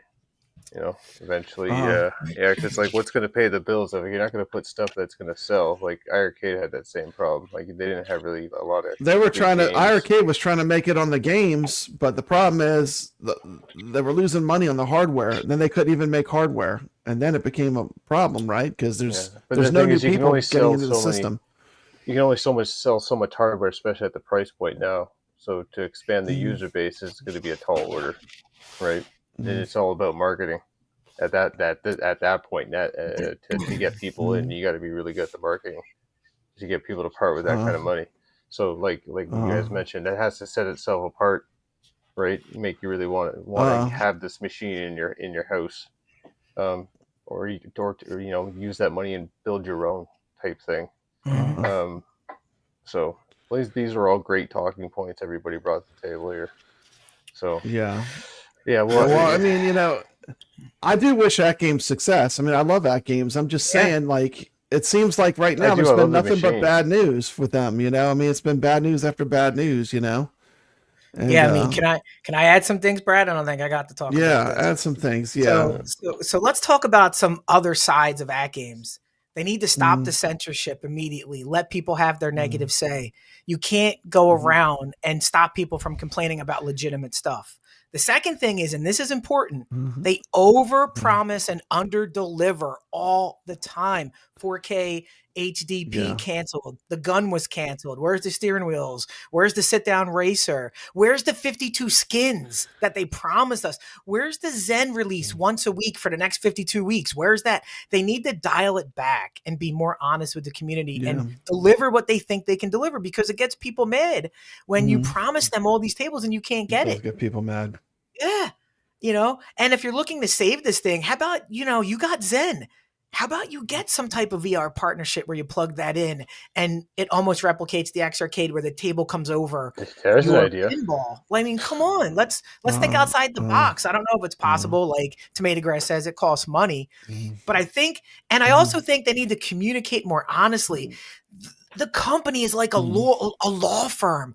They don't speak natural. They speak in this law technical jargon. It's like a robot AI bot writes the stuff. There's no feeling behind it. Go back to that May 8th announcement where they stopped the Zen Pinball. And it says, "We regret to inform you, we are stopping, will be slightly delayed." What is that? That is just garbage. That's corporate garbage speak. "We truly appreciate your patience." It's like, come on, guys. And, and to say that the 4K is on hold indefinitely, that's more corporate jargon. Speak honestly to your customers and your fan base. I'm not saying be Jong, where you're like completely too transparent, but you got to be more transparent than what you are. I mean, I don't know. That's just the top side of corporate stuff. But here's the ultimate question we have to ask ourselves. We know the 4KP is headed. Okay, this is it. We know the 4KP is head and shoulders above most equipment out there. We know that everybody says it's in that sweet price point. Why isn't it selling? Could it be that the market for this machine isn't sustainable in the long term? Could it be that people aren't going to be tied into these products because we're so ADHD focused and we buy something today and want something else tomorrow? AtGames has to really figure out if this market for the 4KP is sustainable in the long run, because it looks like they have financial problems right now. They shouldn't have promised 52 skins. People were waiting for Jaws, waiting for Back to the Future, and they might not be buying now because they waited too long and now the prices are 2G. So I think overall, AtGames needs to look themselves in the mirror and say, what do we have here? What is the market demand? How much can we really sell over the next 5 years? They thought, Brad, they were going to sell 5,000 units of each skin, and that's not sustainable. Like, that is insane. So that was crazy. Yeah, absolutely crazy. So sorry, that's what I have to say to AtGames to get better. I want to add to that, because that reminded me. It's like, or not reminding me, but it kind of I can kind of add to that. So like what kevgret said is that they overpromised and underdelivered. It's a perfect description, right? And I think that the fact that they've done that, and they've gotten so many people on the wrong side of like they have an opinion of AtGames that is very negative now. It's kind of like they've really put themselves behind the 8 ball, because we can talk until we're blue in the face about things they could be doing, but because they keep fumbling over and over and over again. Now, if they actually do want to like put all their chips over here and say we're going to try to do this, they better get it right, because they have no benefit of the doubt anymore. Benefit of the doubt is gone. The runway is very short. It's been gone for a long time. And it's just, if they had been upfront the whole time, and they had little small victories, and it's like, hey, we had this and now we got this, and we had this and now we got this, then they could have a little more the benefit of the doubt. It's like, we actually are going to try to do this multiplayer thing. Your accounts, there might be a week there where it's going to take a little troubleshooting, but we're going to get it to work. God, they could never do that now. If they try to put that in and people's accounts get shut down for like a week, people are going to go look on their Facebook, even on the official or the unofficial, and look at it and see how much people are going to be posting on there. They don't have the benefit of the doubt anymore, and it's a shame, because they really. If to be savable, they need to be in a position where they can make some moves, and they don't have that. They don't have that. They have no moves left.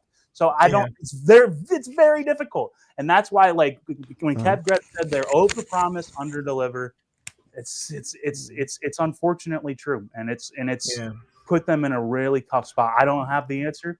And they would never, like, somebody who knows if somebody even gets paid to have that answer, right? If they're having financial trouble, but it's just tough, and it's sad, because there's a lot of things that you think that they could do, but I know in the back of my mind, I'm like, dude, like, multiplayer, like, that would be awesome. Man, we're not going to get that. They're not going to do that.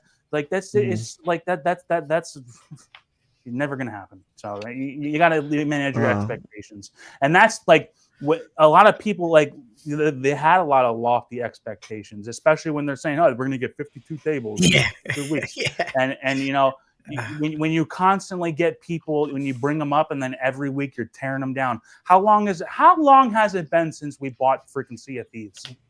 It's been like months, and 4 months. We don't have Battletoads yet. Come on, I'm not faulting them. I understand that they got a problem, but guys, like, you are setting a precedent of just disappointing. But it's one thing after the other. That's the problem. Yep. I really want them to succeed, though, because I love it so much. I really want. I do love it too. I mean, I love it. I love the 4KP. I'm really enjoying it, but I'm saying it seems like things just they're in rocky roads right now, right? But we'll see what next month holds. So that'll maybe all of a sudden they start getting like, all right, we got to get our crap together, and maybe they start making little small victories, one here and there, and we can get some confidence back. Let's just hope. You know what? Let's be positive. Let's hope. Yeah, we need some good news. We need some good news. That's all. Let's hope we get Killer Instinct, and it's awesome. Let's hope that Tomb Raider's great. Let's hope they get Star Wars out, and then and then they make they do Star Wars, and they're like, oh, and then all of a sudden it's like, hey, wait a minute, they have a skin that came out, and now they sell another couple hundred units. That could happen. Okay. We don't need to be negative and just putting our heads down the whole time. I know that I've been doing that, but it's not over. Okay, they have the opportunity to change all of our minds where we were like, we were really sour there, but we put the pressure on them a little bit and they came through the other side victorious. That can happen, but they need to get serious now because you can only fumble the ball so many times in a game before the other team runs up the score. And they need to figure it out. And I hope they do. I really hope they do. Well, that's true. Well, I mean, I feel like we need some positive energy, so it's time for Retro Legends. I can't take any more AtGames stuff. I cannot take any more. Brad's about to cry. Sorry, AtGames. I love AtGames, but I just cannot take any more. So here's our Retro Legends, babe. Enjoy.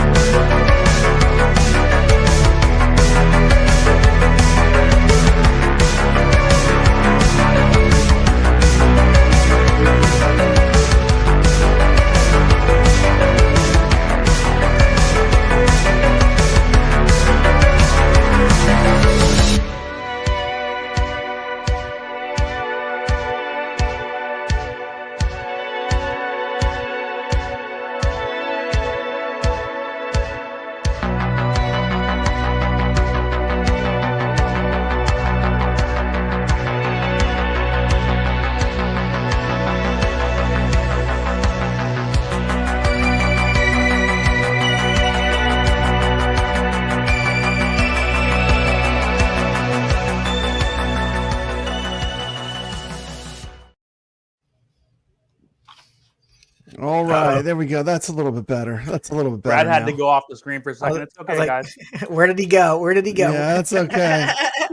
It's okay. I'm just trying to keep this thing running. Let's see. So the next topic. Okay, so that was of course the AtGames topic for tonight. AtGames funeral. Yes. Oh my goodness! Like, that's what I wanted to say at the very end. I don't think that's no. We're and like it's not a funeral, but the fact that we're able to talk about it, that's good. It's we are talking about it. Yeah, and you know what? There is hope. There is a light at the end of the tunnel. Yeah, but they need to they like and Brad, like you said, like hey, they actually have been listening to some of this stuff when they make the new table. Yeah, and keep doing stuff like that. Listen to us. At the end of the day, I care about it. I mean, I love playing my AtGames Pinball. Like I love playing in Flipper. I mean, even though last week was a really not a great week because of the tables they picked, I still love playing in the competitions. I love playing the pinball. And one thing we didn't mention too was, of course, with Pinball FX VR coming out, that's going to change the landscape too, because some people will play in VR using the Xarcade. Three of us have the Xarcade. Oh, wait a minute, my camera's not working. Hold on. Yeah, that's what I was saying. Sorry, I'm sorry. I just realized you left. I'm not in the room I normally stream in. I'm like, you're looking at my light or something. Okay, sorry about that. Yeah, just realized. But yeah, I'm back. So, but Pinball FX VR is a game changer too. I mean, like, I'm having a really good experience with that because the depth of field is so good. And the lag is so incredibly low that you can make like every shot. The shot accuracy is super high because the lag is low. Let's talk first to one of the champions of Pinball FX VR. I mean, tell them about Pinball FX VR, Nix. What do you think about it? For me, I played a lot of these Williams tables out wild in my youth, a lot, and friggin'. When I put this thing on and use the Xarcade, it feels like the real deal because you don't have that dead zone like you do with the Meta touch controllers. You're using real buttons, and the connection with the Bluetooth dongle, there's like no latency. It's beautiful. No latency. It's a beautiful like thing. when Papa Brad says you can make your shots, yeah. When you're playing the other versions on PC and the flat versions, it takes away from the actual pinball skill you actually have. I feel with this VR, it shows you how good of a pinball player you actually are, because it really recreates the real machine, in my opinion. Yeah, let me have kevgret a chance. He just did a stream called The Truth About FX VR Pinball with the Rexer Show. Great stream, by the way. Tell us what are your opinions of the Xarcade and the Pinball FX VR? Yeah, I think the Zen Pinball and the Xarcade, I haven't been this excited about products in a long time. Like I always say, we have everything in the world in our homes. We're jaded. And then something slides in and you're like, this is like I'm 12 again and I'm playing Super Mario 3 and it just feels great. I didn't expect it to be as good as it is. No, I honestly didn't expect it would be nearly as good as it is. Honestly, it's way better than I thought it would be. The minute I put in, so let's talk about putting on the Xarcade in conjunction with Zen Pinball. You put in the dongle.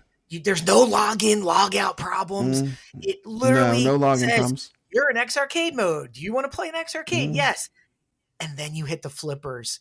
And for like 2 seconds in, you melt into the table. You feel like you're actually there. You don't even realize you're in your home. You're leaning over into the text, into the depth, like Nick said. And it's something I've never experienced to this level of immersion. And I love VR. So it is to me, it's hard to go to flat because I've played flat after this and my scores stink. Flat screen. Like, all my scores. Well, it's harder. It is harder. It is harder. Yeah. It is harder. Yeah, I would agree. And you lose a lot in flat Xarcade, screen because you don't have the 3D the depth of 3D field. effect. Is the that what depth it of is? field is so much better, and the lag is super low. Yes. But I mean, that being said, I still love playing in a cabinet. I mean, to me, playing in a cabinet is probably for me the ultimate way. I mean, what do you think, TomatoGrass? I mean, I know you're being kind of quiet here, but I mean, you obviously like the cabinet. What do you think? Well, because we got two of the best VR spokesmen below me, and it makes me very interested to do it. I still haven't done it yet. Like one of these days, I will. I haven't done it, but so all I do is play on this, and I love it. And so, like when I hear, I love the 4K. When I hear kevgret talk about how you melt into the machine, like in my mind, I can see like, I could see that, and I want to do that. And it's just it's a completely different offering that I just haven't explored yet. But here's the thing, and I said it a couple weeks ago, Brad. I'm very selfish in the fact that one of the major highlights of this is how easy it is to stream it and have it be very accessible to watch. Like, and this is nothing against VR is hard to stream. Nothing against y'all, like Nick's. Like you're doing very well when you stream and you're telling people how to do this. It's just it's very hard to stream that and have it. Unless you're sitting there with the goggles, it's a completely different experience. Yeah, agreed. You know what I mean? So that's like. That's why, like, I don't know if I ever see myself going all in on VR, because when I play pinball, I like doing it because I like doing the streaming and I like playing for everybody else and doing all that. And if I ever did that, that would be more of a me thing. Like, that's just like, I want that experience, and that's not for me to share with other people. But I who knows what would happen when I actually do it. I'm talking, this is all speculation. I haven't done it, so I don't know. And then when I hear kevgret, I think it's going to blow you away. And I hear Nick. You'll be blown away. Trust me. Blow me away. It will. I mean, I literally played Addams Family, and I felt like it was at home. Like, as much as I played it on the 4KP, like the first game I played was Addams Family, because I've been playing it for a long time, and I was just like immediately like, man, this is really good. I was really taken back with how well they had implemented the pinball with the VR. And then I look at you run these tournaments and you got guys playing on the VR, right? Yep. And I look at the scores and I'm like, The scores are way higher. I'm not in disbelief. I know Nick is really good. Yeah. Okay, Nick, I know you're very good. Okay, but I'm like, dude, I'm not gonna. You can't get 100 million on freaking on 4K. It's impossible. Okay, you can't do it. So that's why I want to play VR, just because I want to see what it's like to play it, where it's going to be like, dude, like I know I'm better than 20 billion on Attack from Mars. I know I am, but I can't. I'm like there's limitations, and I would love to explore it.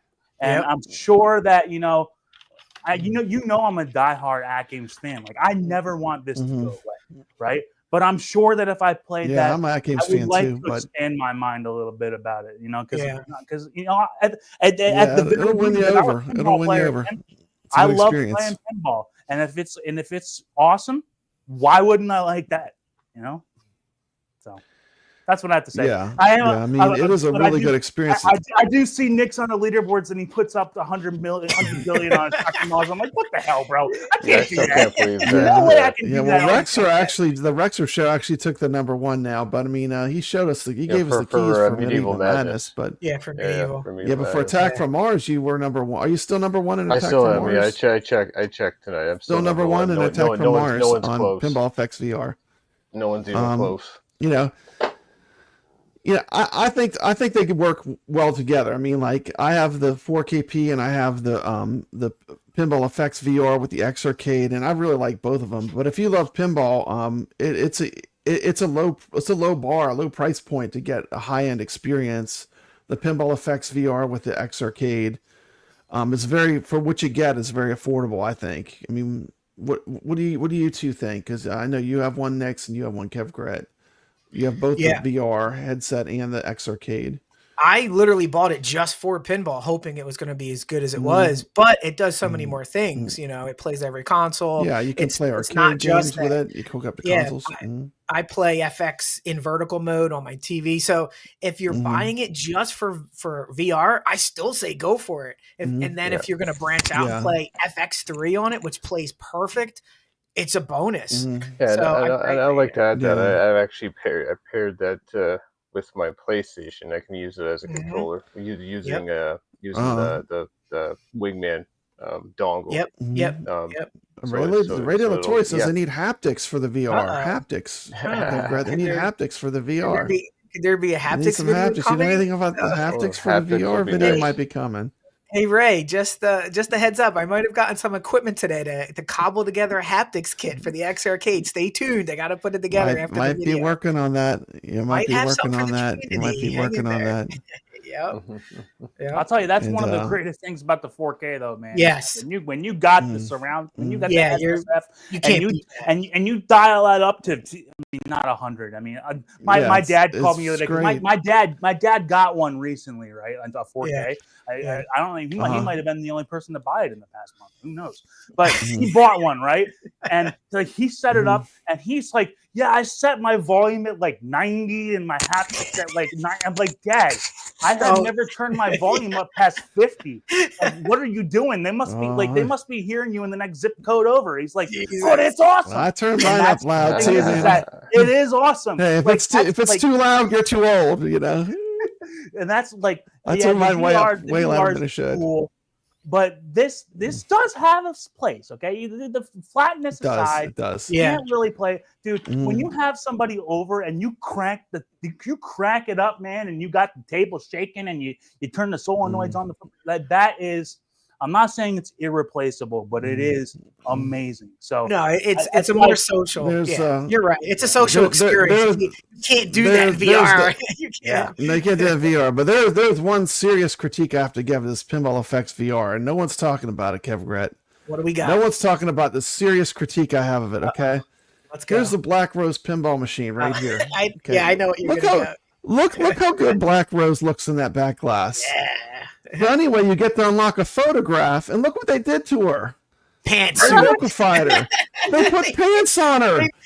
Pants on a pirate. What happened to my beautiful Black Rose? Look at her on the back glass. That's what it's supposed to look like. What this happened? Is what we get. Games? That's so bad. And the other thing no one's talked about, everyone's afraid except for Papa Brad. The other thing I want to talk about is all the character models.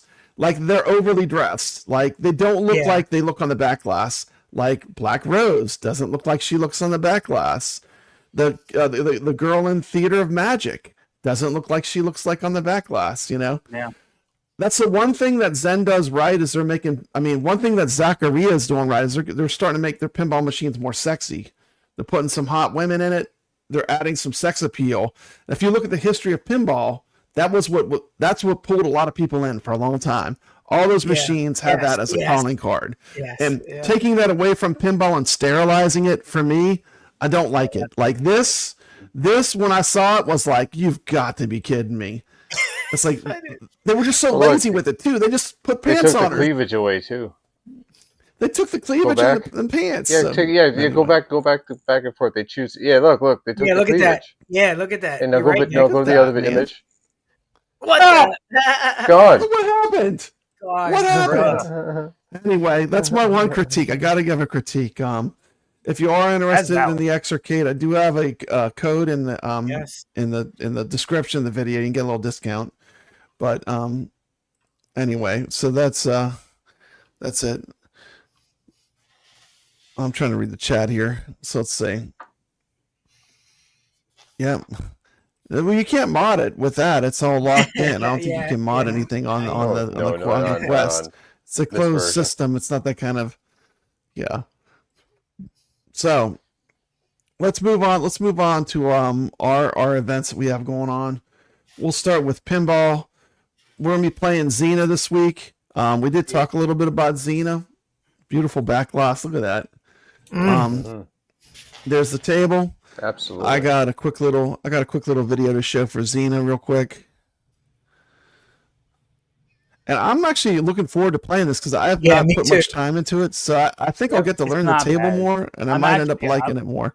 I'm excited. I haven't played it in a minute, and I'm not dreading it to go back and play because, like, you know, like that last week when we had to play South Park again. I'm it's better. I would say it's better than South Park. Is play relaxed and be patient because this is an adventure. Let's just say. Let's take a quick look at it's an adventure. We're going to be playing Xena and Shooting the Rapids are our two tables. Yes. So let's check Hello, this out. is Papa Brad, and this is just a quick demo of some of the new tables that I've gotten on my Legends 4KP. Welcome back, Pinball Wizards. Today I'm diving into all of the latest offerings from Zen Studios. In a time of ancient gods, warlords, and kings, a land in turmoil cried out for a hero. She was Xena, a mighty princess forged in the heat of battle. The power, the passion, as you can see, her courage will change the world. All the multiple ramps and lanes. Anyone who tries to stop is going to we have a room. I was attacked in a the target he just hit there, that's where you get your kickbacks. I'm going to break up their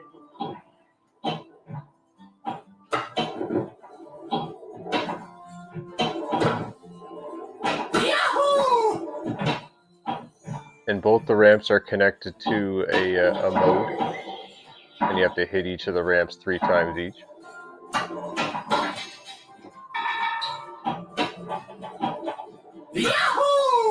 Both the orbit lanes, left and right, are modes I found that the can be Xena table to activated. be a very fun but very challenging table with very easy out lanes. The left and right out lanes are super easy for the ball to bounce into.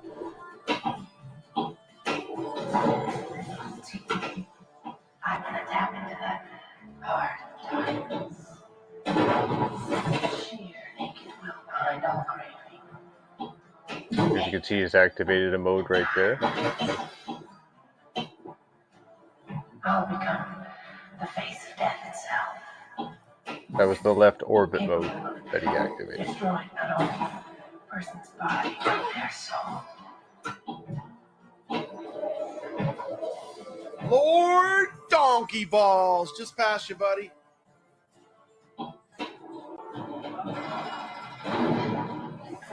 Your soul. If you complete your roll over targets, you'll increase your multiplier. Is a savage mistress. Yeah, what is it with you and holes?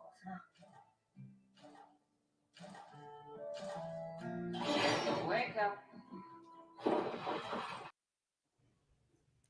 Okay. Fantastic. All right. Looks there good. was some Xena. I'm excited to try Brad, it. you're all. Yeah, your camera's on the YouTube. It looks You're on an inception of me there. Yeah, it's, Yeah, there we go. tomato Come on inception. back here. Come on back here, camera. Tomatoception. Okay. There we go. Okay.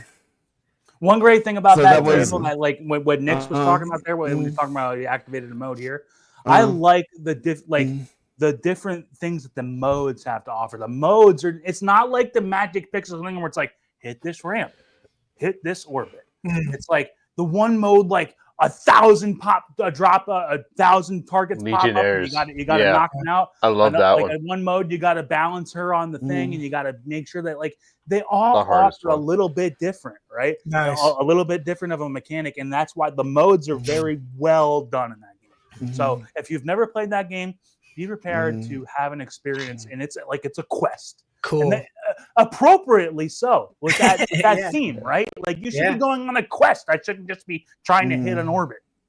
Absolutely. You know? You just gotta play relax, and it's you gotta play it at the pace the table dictates.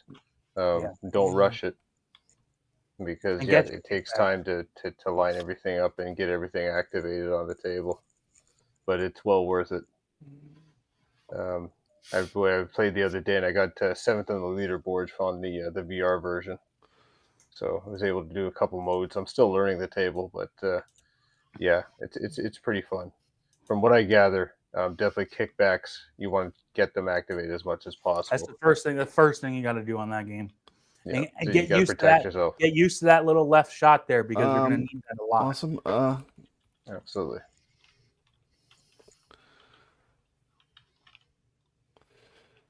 You're good, Brad. We can see. So you. I'm going to go ahead and Brad. put together a wheel of names for our names. tournament. If y'all could just, I'm going to make it full screen. Is there any way you could read it off to me while I type it in? Because I had to switch computers at the last minute. So let me pull that up. Let me present it. And if you could just read off the scores, that would be great. Either Nix or I nominate whoever wants to do it, because I got to type them in. Let me see. How do I do this? Present. Well, do you need Brad? Do you need the scores, or do you just? Well, I just do you need just someone, need 'cause the I'm gonna be names? typing. Okay. Okay. All right, I got you. Yeah, I'm pulling them up right now. No, Okay. wait a minute. That's not what I need. I need the I scored list. I can Hold just on a pull it second. up on the phone I too. pulled up the wrong window, and I'm gonna type it in. Yeah. Well, we can show it. We might as well just announce Okay. it too while we're doing Yeah, it. show Let's it. see. Let's So do let's it. see. How do I go All back to right, this? it's giveaway time. Hold on a second. We got to get the names in there. Let me pull up the list. I got to switch this. Yeah, pull it up I and- guess, huh? Stop screen. Well, Brad, I can Present, I can and then pull I'll it up on type the. it while you're saying the names. Yeah. Okay. You can Okay, shorthand let me it too put it if up you so have they to. can see it. Okay. Sorry, I had to switch computers at the last minute. I scored. Here it is. Okay, here we go. Here we go. All You right. start. Okay. Is it up? Oh, did I No, get it's I don't disconnected? see it. Did it pull it up? Oh, what I gotta do this? You don't see it now. I see it. There we go. All right. How about now? So Clearly now. Now. you want to start with the medieval madness see on the it on the now? left? Yep, I see it. All right. So the Rexer show, Okay. which you're number 1 in medieval madness, Yeah, Brad, yeah, 725 second. million. Wait, one Oh sec. my god. Let me get Okay. That's the quite Rexer good, I show. would say. That seems, I got that Rexer seems a show, little that seems a Sacro. little high. Sacro, Nix, which you already have, TomatoGrass. Yeah, just read which, off the you know, names. he's a Rexer given. show, Sacred. Rich Mix, RICHMIXX. And then you have Papa Brad, which you're not going to enter. And then I can't see past that. So you just want to do. Okay, got it. Yep. So now let's go to the House of Diamonds. Yeah, Deluxe, just keep right? going. TomatoGrass, Chelada Love, which is new. Put him in there. Ballydern. Wait a House minute, there's a lot more. Hold on. Oh, yeah, I couldn't see that. Okay. Yeah, don't forget about There you go. Rainwater. Valley. Valley. Bird Wars. Okay. Like, yeah, there's a ton of people down there. Is it scrolling? Yeah, it's a lot scrolling. of people Okay. play Wait a Minimal second. I Madness. gotta get the wheel. All right. So, So I have up the GeForce- Rich Mix. Who is after Rich Mix? GeForce guy. Rich Mix. And GeForce guy. Yep. YO, WYO. High scores on tap. High scores on tap. Then you have Ballydern. Okay, yep, got him. All right, high scores on tap. HSOT, yep, keep going. Ballydern, BALYDERN. Then you got Herb Wars. Ballydern, okay. Herb Wars. Keep going. Biggie D. And then Rainwater. And it looks like there's more, but I can't see it. So Mrs. Nix. Last Herb place. Wars, Biggie D, and Rainwater. I just looking at it on my phone. I'm looking at it on my phone. Wait a second. Hold on a second. I'm getting. Yeah, I guess I can pull. We had Herb Wars, Biggie D, Rainwater. Who's after Herb Wars? I just need the names so I can type them in. Biggie D. We've been telling you the names. You're typing slow. Rainwater. Wait, why you make me do this? House of Hounds. House of Hounds is in there. I can't. Yeah, but I can't see after Rainwater. Remember more House of Hounds. Gelato Love. Yep. YO Seiko. Ichabod. Ichabod is. Who else is on there? Ace. Get Ace in there. He's new. Let me scroll over here. I need Ace on there. Yep. Yeah. Scroll down the House of Diamonds in case we miss somebody Who else new. is in there? I don't see anybody new on the front part here. You're gonna have to go down a little bit. There's a lot more. Yeah. So wait. Let me see. I want to make sure I get everyone. I'm sorry. House, why don't you just read through all the names that you have, and I'll tell you whether you got them all or not. Hold on, I'm going into the iScored so I can see it. All right, let's go into the diamonds. I don't think there's anybody on the House of Diamonds that wasn't on the other one. Okay, okay. Oh yeah, no, there is one. Beanie Mrs. Nix. He's right. I thought you were kidding. Did you put Mrs. Nix in there? Okay, yeah, I got that one. Okay. I thought it was a liar. That ain't cool. And that's it. Okay, so kevgret, I didn't put you in there. That's it. After that, kevgret, you got everybody. Kevgret's not in there. Yeah, I did a pretty good zookeeper. Let me make sure I got everyone. I'm gonna show. Yeah, show me the wheel in a minute. If you're not on here, let me know before I spin. House, you and I, let's just quick and look at it because it's the same people. It's only like 20 people. We can figure it out. Oh, T. McCloskey, I didn't get. I didn't get T. McCloskey. Hold on, there's still people I haven't gotten. Wait, Mikey, I had this wheel all built on the other computer. Then I couldn't get the microphone to work on it. Mikey Yoon needs to be on the get list. Mikey Yoon. Yep. But I don't see him on here. I guess he didn't submit us. Oh, there he goes, Mikey Yoon. Yep, get Mikey in there. I think that might be everyone. Let me see. I think you got. Yeah, I'm looking Mikey here. Yoon's on there. He's on there. Yeah, he's on there. Okay. Yep, I think that's it. Look, if I missed you, it wasn't on purpose. We had to kind of. Well, flash the board. Flash the. That's it. Okay, so I'm going to switch now to the wheel, and we're going to roll. Well, wait. It says T. McCluskey. I thought he was high scores on tap. Did you get T. McCluskey? I'm going to show the wheel here. Yeah, show the wheel. All right, let's go. YO is on there. I got T. McCluskey on there. Yeah, let's see. I got to stop. He's saying Lord Donkey Balls. I don't see Lord Donkey Balls anywhere. Is Lord Donkey Balls on there? No, I don't see him anywhere. Here, hold on. See if he has a score posted. No, he doesn't have a score posted on these four scores this week. I just did twice. Here, I'm looking. Let me look. Let's share screen. Wheel of Names, random comment picker. All right, let's go. Okay, it should be coming up. Tell me if it comes up. Right. Is it up? Can you see it? It's not up. It's not up yet. It's coming. It's coming. There it is. All right, here we go. There it is. Spin. Let's go. Ace, Ichabod, Mrs. Nix. Yep. Everybody's there. All right, everybody. Good luck. Look for your names. Everyone on there? Oh, that's a crash. Yeah. Yep. Looks like House of Hounds. Yeah, I think you got everybody. Ace. There's Ace, Mrs. Nix, Ichabod. You got Ichabod on there. Okay. Ichabod. Yeah, go for it. Yeah, let's do it. All right. Good luck. Here we go. I win, I'll give it to the chat. Come on. There we go. Wheel names. You're gonna get a gift certificate for either VR or for AtGames. Woo! Here we go. Good luck. Good luck, everybody. Good luck, gamers. Could go to any. Mikey, I don't see any scores on there. Oh wait, no, he's on there. There he goes. Sacro. There's Mikey right there. Sacro, one of the hustlers of the pinball community. Nice. Good job, Sacro. Congrats. Oh, we have a winner. So after you win, you have 1 month before you can win again. Okay. Beautiful. Nicely done, buddy. Good job. Good job, everybody, for putting care of that. Brad, there were some good scores in on this week, man. There were some crazy scores. We had fun playing this week. Look at these scores on Medieval Madness: 725,959,800. The Rexer Show. And he had to quit in the middle. 579 million. Nix 500 million. Damn.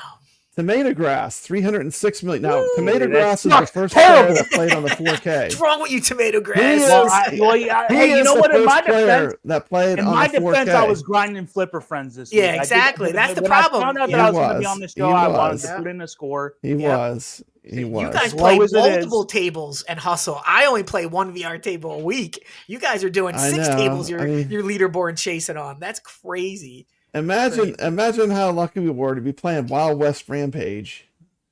Oh wow! NixReviews 306. I'm so glad that the table's gone. Rich Mix 243 million. Great score. Papa Brad mid pack on this group. A lot of wizards in here. 197 million gets you mid pack.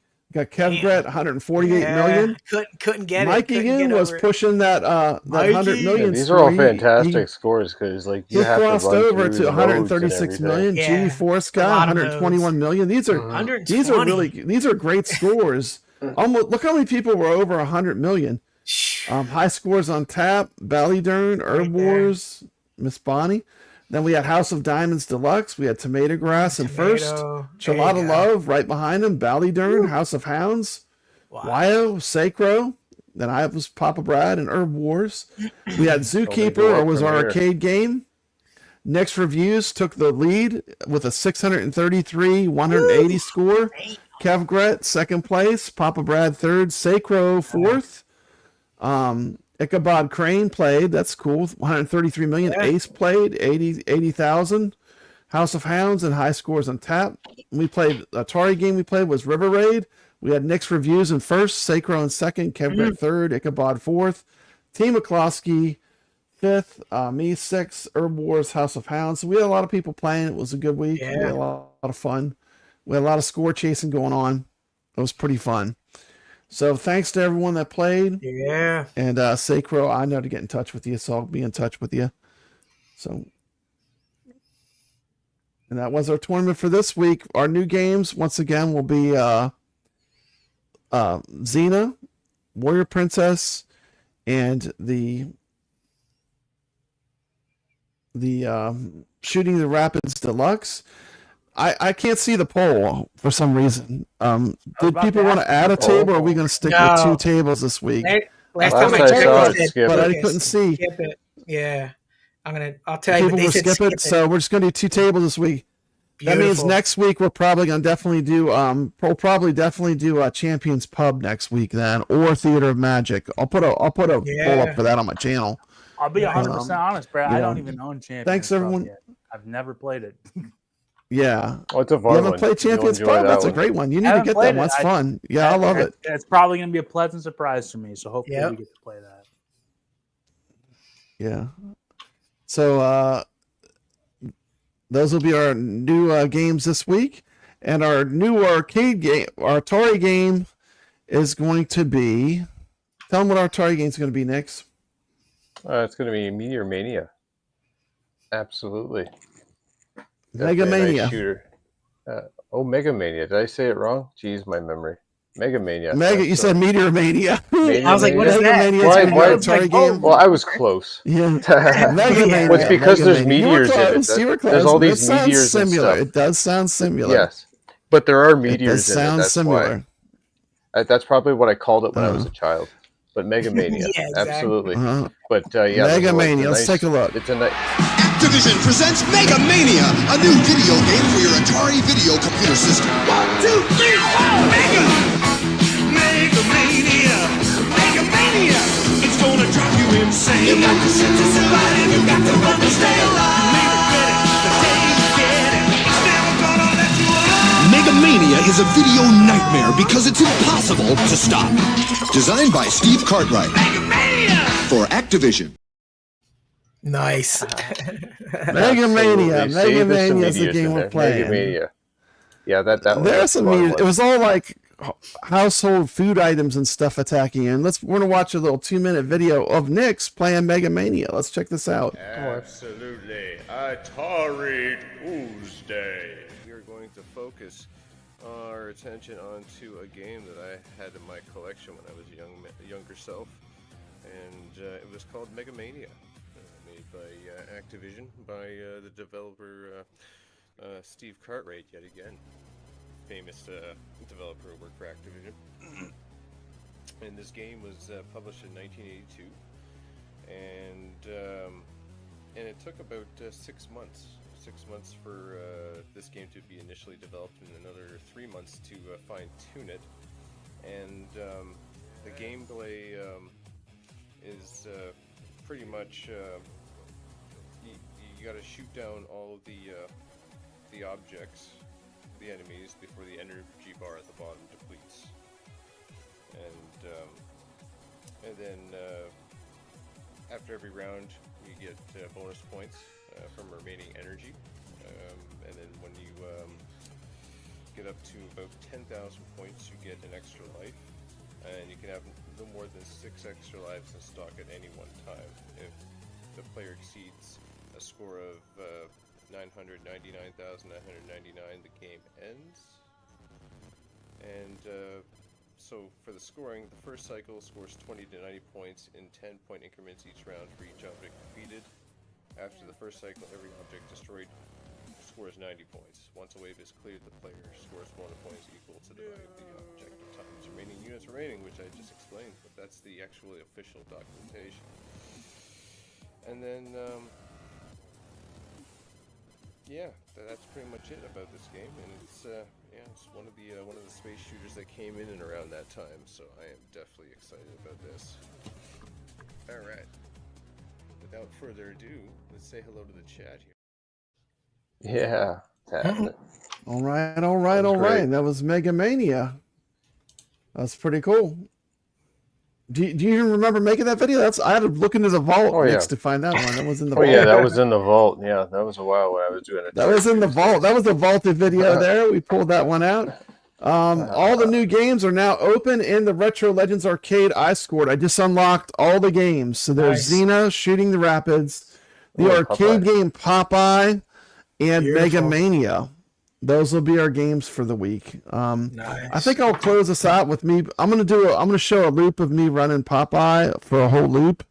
But let's let everyone have a chance to say closing thoughts, and we could talk some Evercade. Are you up for talking Evercade, Kevgret? I can always talk Evercade. As if do we want to talk Evercade? Okay.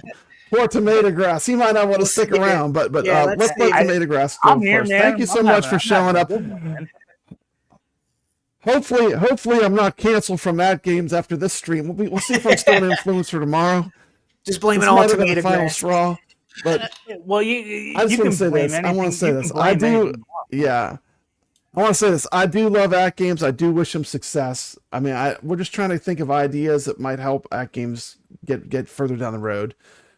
Don't you agree, TomatoGrass? We just want to see him be a success. Yes, Brad. There is nothing that I've said that I hope diminishes the fact that I love AtGames and I love this product. I do. I love my pinball. The fact that I'm critical of some things is not because I just don't like them.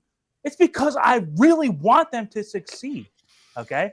And, I want them to succeed. Correct. Whether or not they care about what I say is one thing, but like there are concerns, and just the fact that those concerns are voiced, this doesn't mean that we're being just totally critical and we just hate it. Yeah. It's that a lot like anything that I've said personally, I hope that they just know that like there is no. I'm probably just so you guys know. I don't know if there's somebody. I'm doing the wrong finger. I got to do not that one. That one. There's probably not anybody playing this machine more than me on the regular. Like those first like 8 months that we had this machine and I was playing Flipper Friends, dude, I was putting 50 hours a week into that thing. Okay, I've played the death out of it, and so hopefully that's how you get so good too. I'm not trying to offend. I'm not trying to offend anybody and trying to be mean. Not at all. I want them. I would love for them to get to the other side of all this stuff on the up and up. And I think that they definitely can. And I'm excited to see that if they can, and I'm excited to see what comes up. I just know that I see people all the time, and I hear people all the time that aren't happy, and the fact that that those people, I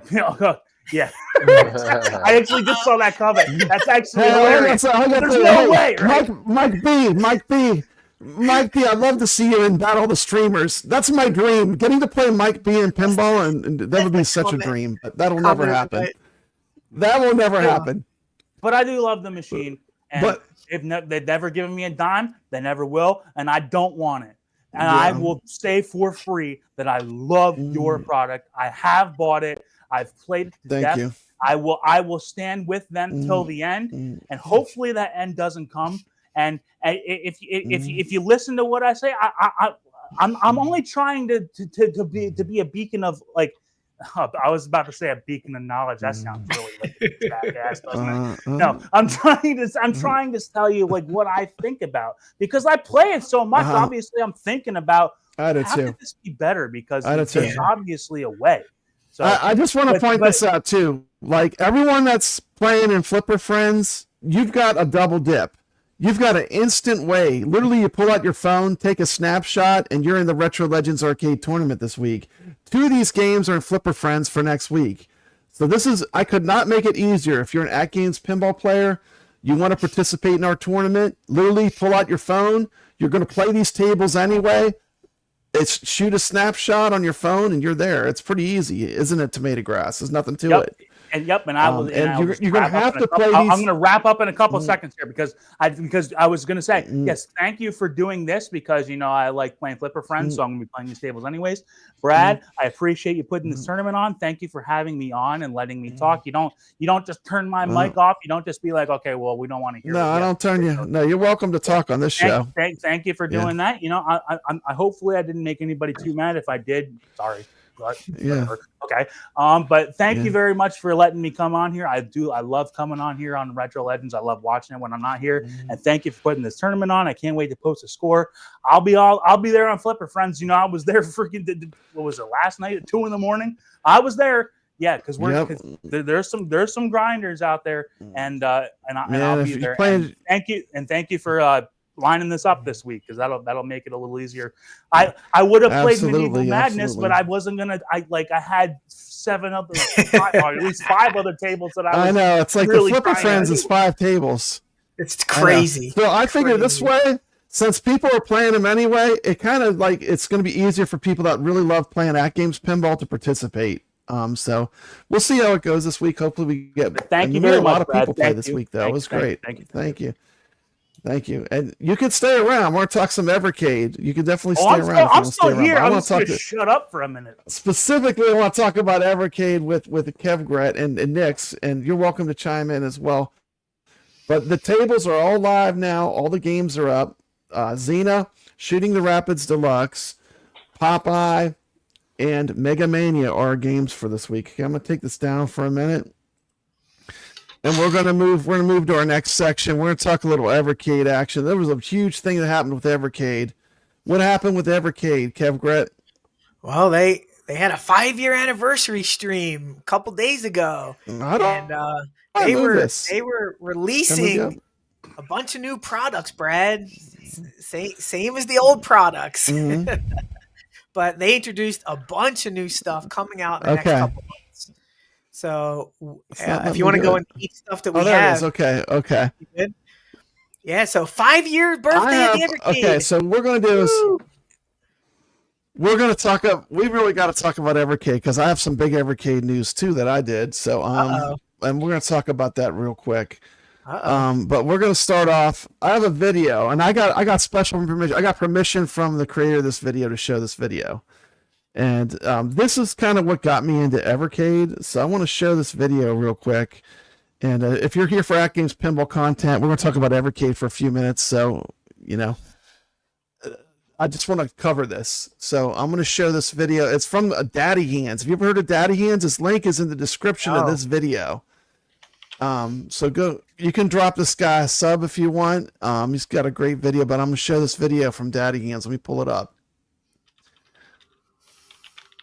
1 second.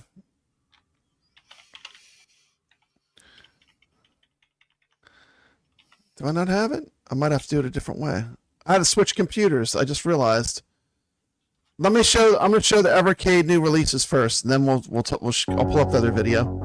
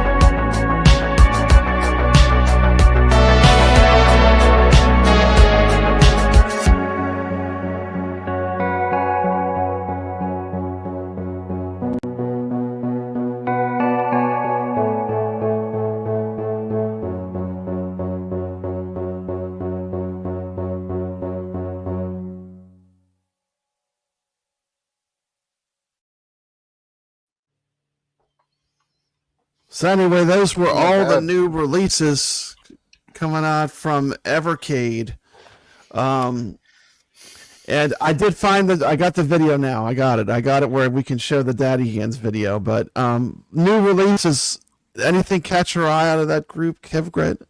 Yeah, I mean, they're still mining iArcade content. 50% of those are sitting right back there. Jong was ahead of its time. It's a year or two. You could play every game on the ALU that's on that Taito cartridges. Oh yeah, that's so it's right. like there's a lot of duplication if you have an arcade. Yeah. And the problem is that at $20, you're like, okay, cool. Now these carts are up in the $30 range, and now you're like, why am I spending $30 on something that are on every machine I've ever purchased? So the only thing that caught my eye, and something did catch my eye, it's that Roadcraft DX. That's Roadcraft. Yeah, because it's new for me. It's new. It's an indie game. They do indie games right. I don't want to buy The Legend of Kagi for the 18th time. You know, I have it on both those machines. Yeah. I pretty much mastered that game when it was on the iArcade. I got to where I could get all the secrets and everything. I did some videos just killing that game too. Yeah. Okay, but I did find the video I wanted. This is from Daddyhands. And we're really gonna get into it and talk Evercade, like what we think about it. But we're gonna watch this video, and then we're gonna give an honest talk about Evercade. Okay, so here comes the Daddyhands video.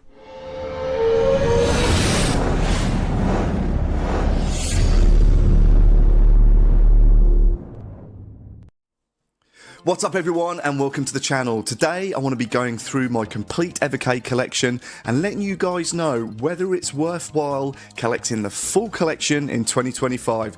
Without further ado, let's get into the video. This, with the exception of Full Void Special Edition, is every Evercade cartridge ever released. I've hunted them all down from the first Namco carts to the limited legacy editions. And after hours of gameplay, shelf rearranging and a lot of wallet damage, the big question is, was it worth it? Today I'm going to dive into the highs, lows and essential must-haves of Evercade collecting.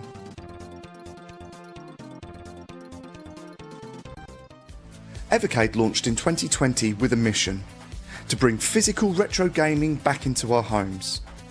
Instead of digital downloads, each cartridge packs multiple officially licensed games from arcade legends, home computers, indie developers and classic consoles. The focus? Curation, preservation and playability. It's portable, collectible and designed for gamers who love the feel of popping a cartridge in and diving in. I didn't plan to collect them all. At first it was just curiosity, I suppose. I picked up the starter pack with the Atari collection. I loved the feel of the physical cart, the box art, and yes, of course, that included manual. 1 turned into 5, 5 turned into a shelf, and before I knew it, I was waiting on release dates like it was a new console generation. The reason? Well, Evercade reminded me why I fell in love with gaming in the first place. Discovery, nostalgia, and actually owning what you play. As of today, there are 67 cartridges in the Evercade library and they cover a wide, exciting range. They are all split into 3 distinct series. You have your Red Box series, which are core home console collections. Games from the NES, SNES, Genesis, Intellivision, Atari Lynx and more. These are packed with nostalgic hits and deep cuts that you rarely see re-released elsewhere. Then you've got the Purple Box series, which are your arcade classics. These bring the fast-paced shoot-em-ups, beat-em-ups and pure cabinet action straight to your hands. Toaplan, Irem and Technos arcade collections are standouts here.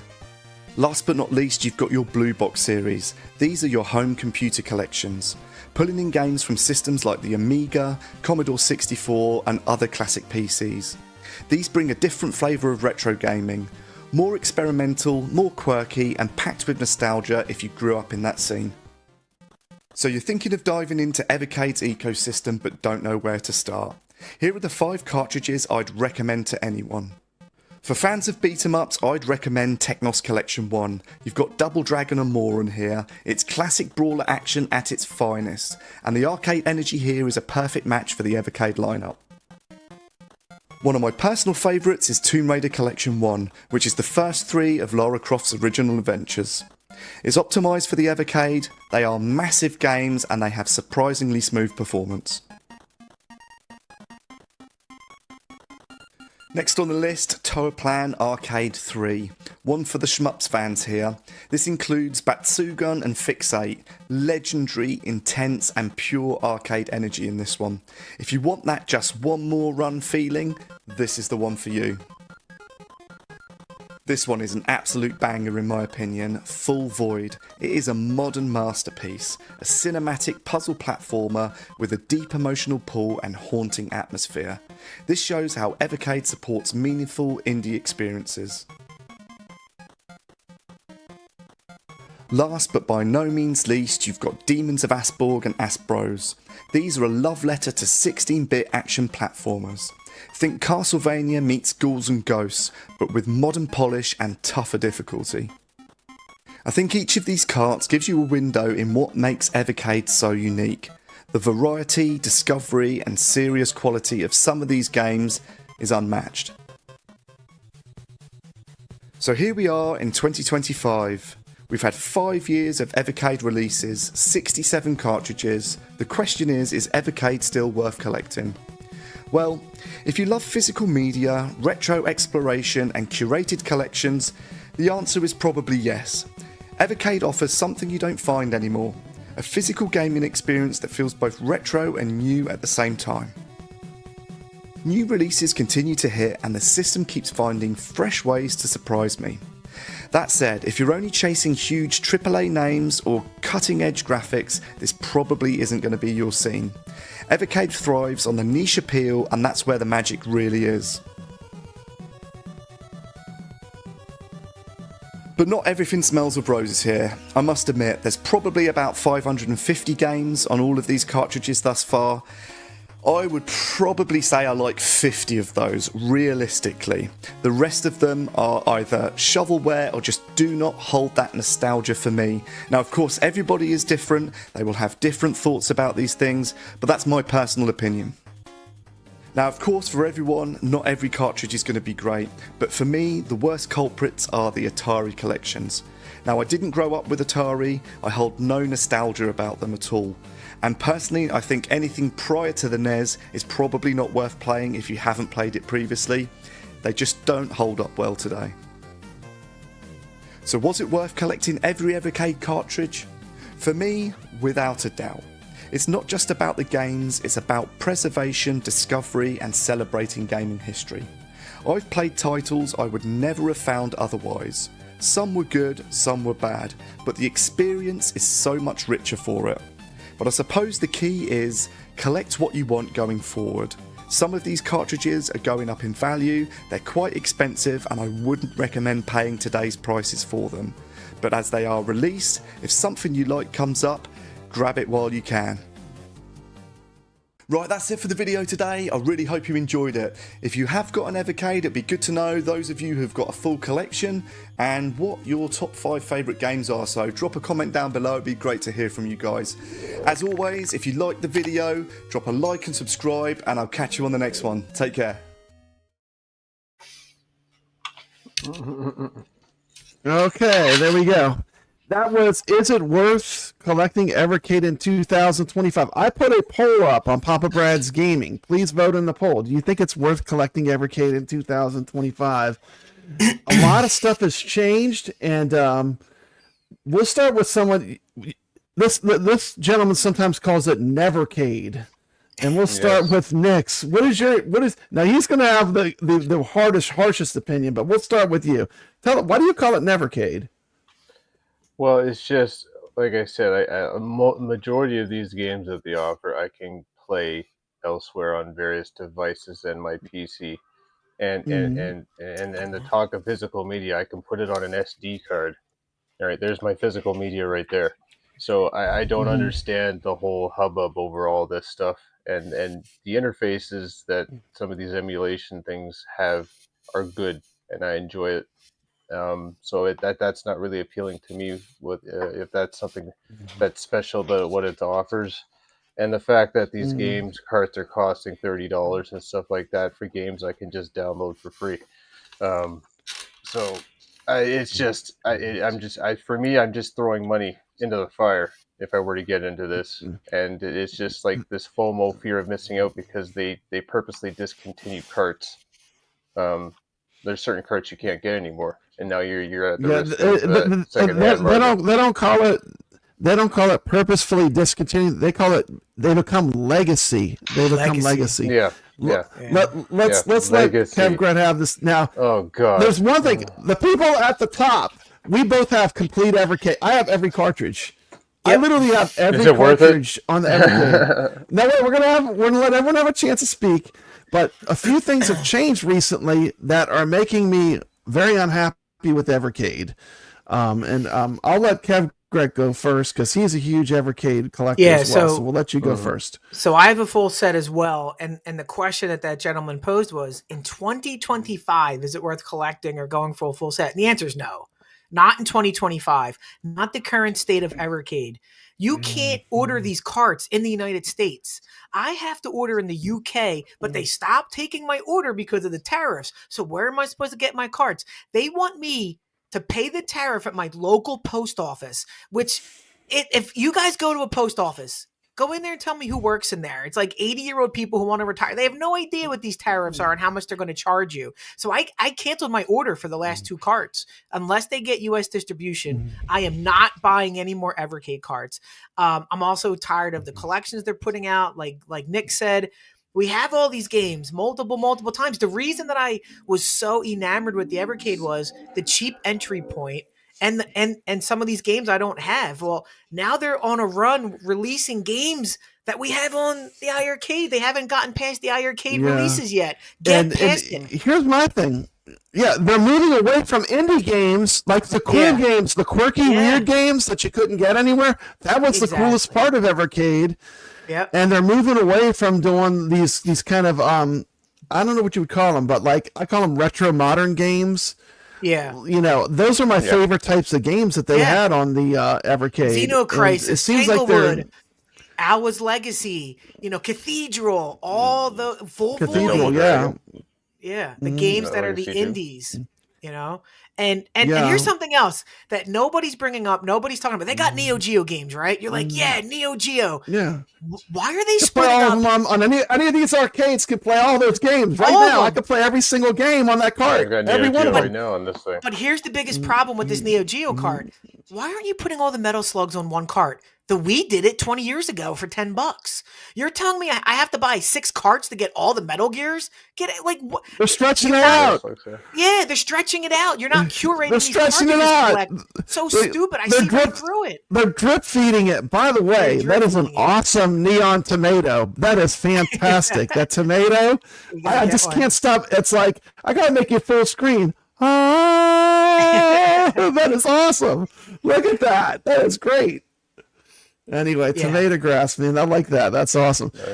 So anyway, here's my problem with it. Like, I don't want to have to go to the post office to pick these cartridges up. I mean, I'm not lazy either. The thing is, what do working people do? Like, the post office is, by the time I get home, the post office is closed normally. Get up early I'm on off for the summer right now. Yeah. It's just not a practical thing for me.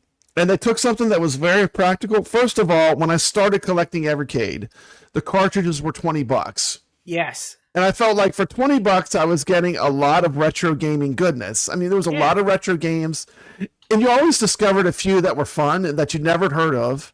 And it was cheap enough that at that price, it made sense to me. Like, this is, I got a physical media. Now, Nix is going to say physical media doesn't matter. He thinks that's a joke. Because it's really just ROMs on there anyway, right? I mean, that was your argument with me, Nix, all the time. These are just ROMs anyway. Yeah. Absolutely. Yeah. But you're getting it in a shell, you're getting it in a box, you're getting a manual, and they do give some, they do curate the games well. The games in general. But here's something too. 2 things about what that guy said. He said, we are game preservation. What are we preserving? These games will never die. Like Nick said, you can put them on an SD card and you'll never lose them. So the whole preservation aspect, that's garbage. And then the other thing that he said interesting was, did you guys pick up on it? He said out of the 500 games, 10% were bangers. 90% were garbage. 90%. That's why they were still in the plastic. I saw. Well, he looked like he put everyone in a sandwich bag. Yeah, he didn't even open them up. No, but here's the kicker that nobody talks about. The C64 carts are unplayable. I don't care what people say. There's two Intellivision carts, unplayable because you don't have the right control to play it on. So out of the 500 games, he says 10% are playable, and then he still says, "Oh yeah, it's still worth collecting." Why? 90% of your money. Well, I will say this. Like the Atari for me was fun. Like I did enjoy the Atari collections, like the collection with Berserk on it, and that's. But I'm from that era. Like for me, I love Atari stuff. So I would love Atari any way you cut it. I'm gonna love Atari because Atari is that's something I'm really into. That's kind of my jam, right? That's why we have the Atari games. In our tournaments every week. I'm picking the best ones, but you know. My point is they've made it less practical. They took something that was practical and affordable, and they're making it impractical and more expensive. And that's my opinion. And Brad, go back to those two Atari carts. They had 20-something games each. Do me a favor. Go look at your last 10 Evercade carts. Tell me the max games that they're putting on here now. 8, 6. It's like not as economical. Some were 1, some were 2. And he said he didn't like the Atari carts. The 2 are my favorites. You have some great games on there. Carts, but you got 7,800 games on there. You know, and the Atari Lynx carts. Oh my God! So he might not. He looked like he's from that era. So my point is, they're driving the price up. We have to go to the post office, and the games are getting less on the cart. They're only putting go count how many Neo Geo games are on that Karnov cart. I think 6. Are you kidding me? You can't put 12 Neo Geo games, including Turf Masters, on a cart. That's all we want. Put the 10 Metal Slug games on a cart. Call it a day. No, you're going to put a game here on a cart, game there on a cart. Next thing you know, I have 12 carts to get the whole Metal Slug collection. It's ridiculous.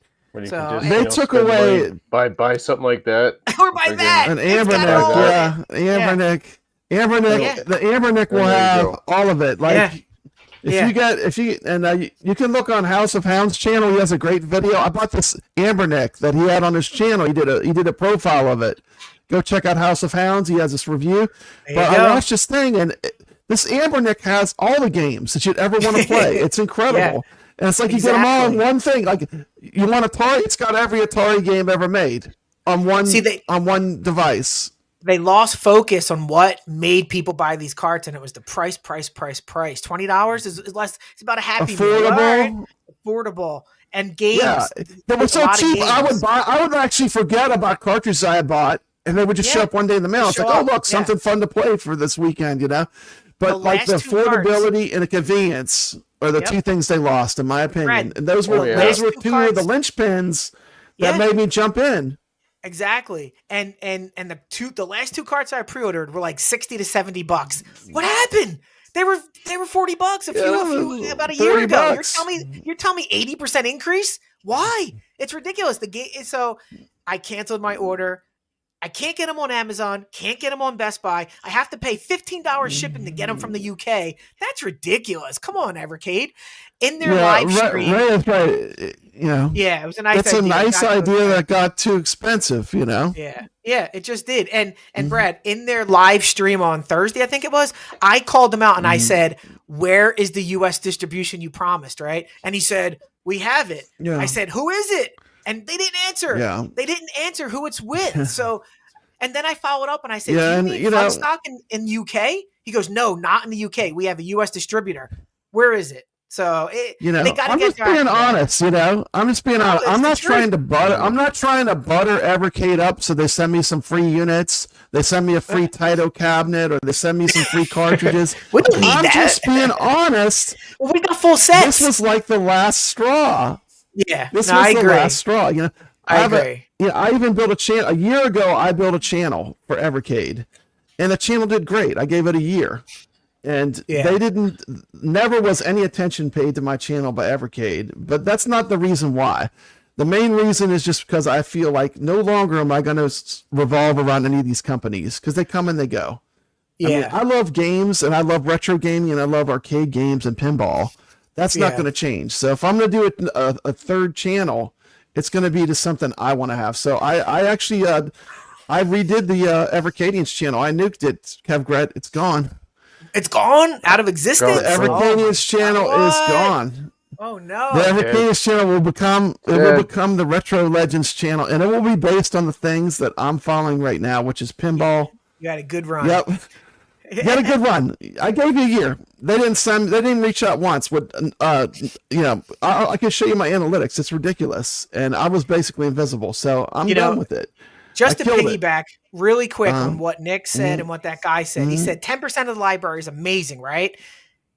Yeah, they do have some good games. Yeah. But wait, write down those games. That little list he gave, the Toplan collection.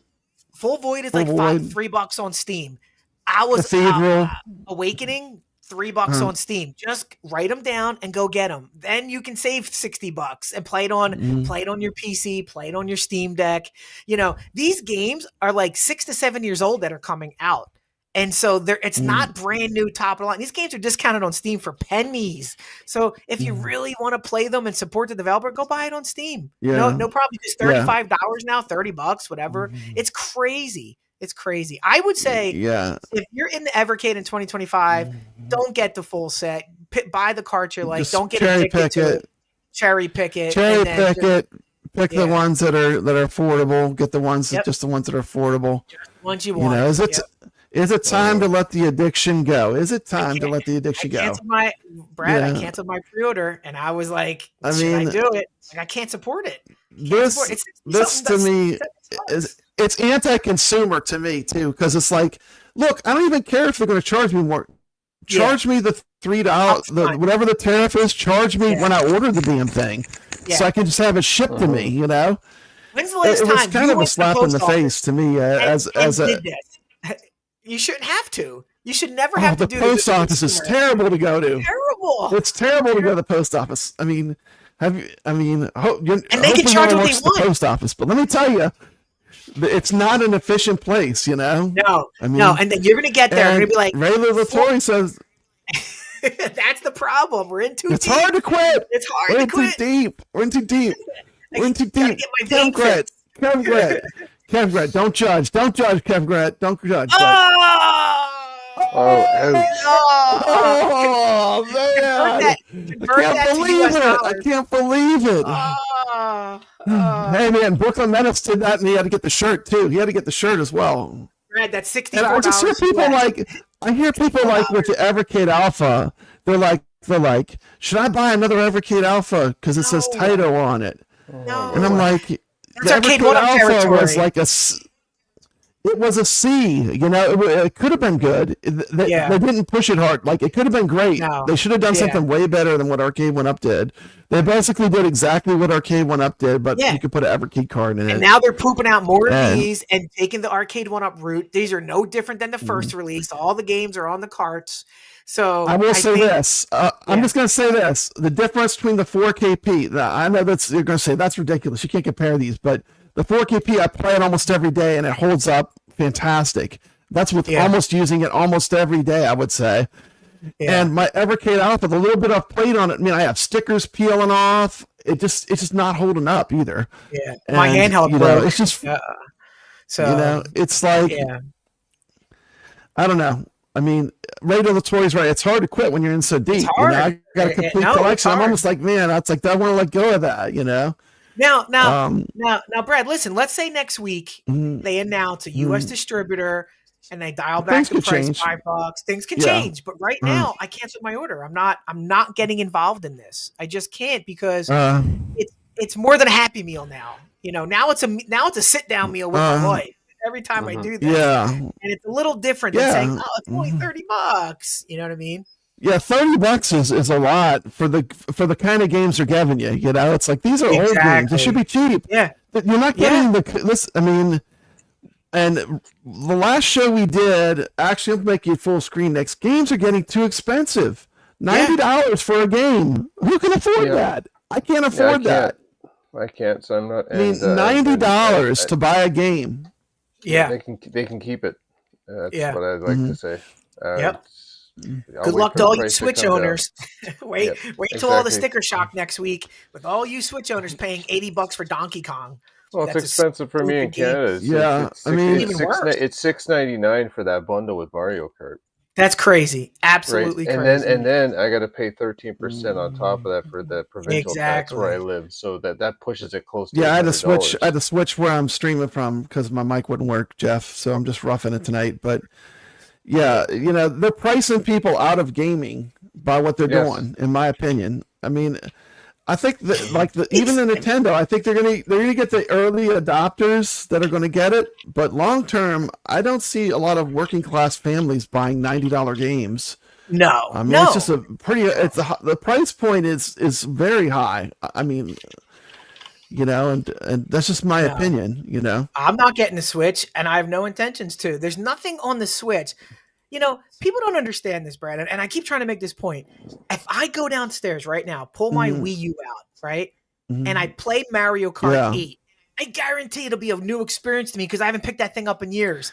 And it's like, we're so quick. And Mario Kart. It's this new Mario Kart, same as the old Mario Kart.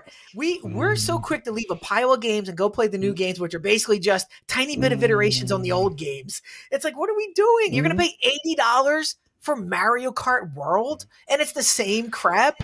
It's ridiculous. Nintendo lost their mind. We lost our minds. Are you getting the Switch to TomatoGrass? Is that something that interests you? Getting a Switch 2?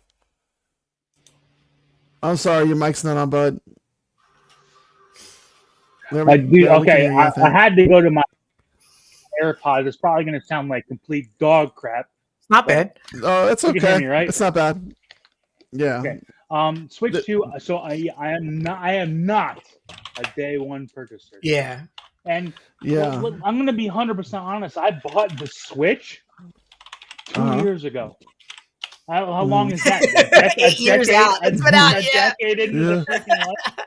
Well, that's why, like, y'all are talking about, like, Mario Kart. Like, bro, like, Mario Kart 8, that has got probably another couple years. Yes! 5 years, 10 years. Exactly! It was a perfect game. Like, yes! I still play that with my wife, right? Yeah. Even the original, they did the Mario Party, like they just did Mario Party Jamboree, not that long ago. But the Superstars before that, first of all, I think that's a better game. They didn't even need to make Jamboree. Like the games, the thing about Nintendo is they make games that are like generational. Yes. Right. Yes. You know, like they make games that are built to last. They're not like the Call of Duties where you got to buy a game every year. Yeah, Nintendo is more. That's my point. More where like they're making games where you can buy them once, and I'll play Mario Kart 8 with my wife for the next 15 years. That's my point. That's why there's no rush for me to go get Mario Kart World. Exactly my point.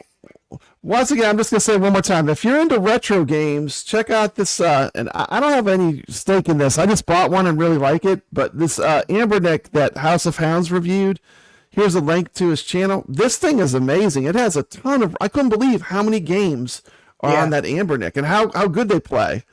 It's a lot of fun. It's a great little device. Check it out. I was shocked. That's my first Ambernic. I think, Jeff, you've had one for a while, huh?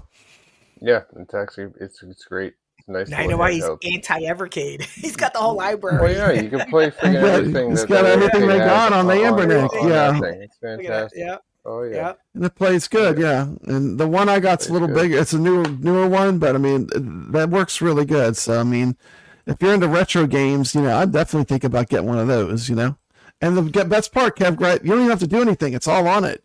It's all on it. Looking for ROMs. There's nothing. You just press power and you have them, you know? Yeah. It's like no aggravation, you know? But we'll see how it shakes out for Evercade. I mean, we're not, Brad, just so everyone's aware, we're not the only ones who have this opinion now with full sets. There are a lot of people echoing what we're saying, that it's just getting to be I have a full set. I have a full set, so I'm not going to break it up just quite yet, but it really left a bad taste in my mouth, though. The whole, they really have a lot to, they got a lot of backpedaling to do to get me back as a fanboy, Evercade.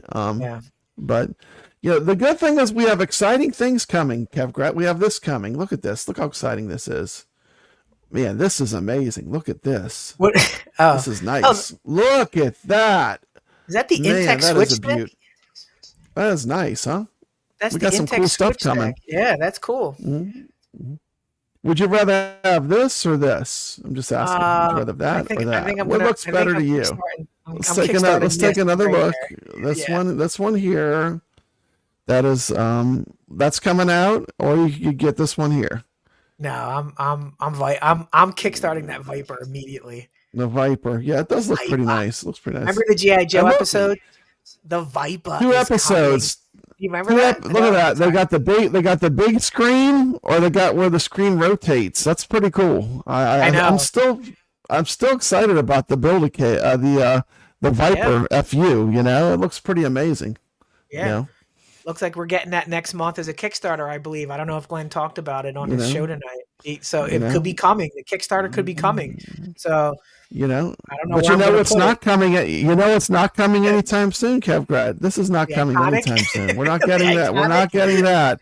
That's not coming out. They just push that mug up back to October. That's not coming out anytime soon. Why? We're not getting that one.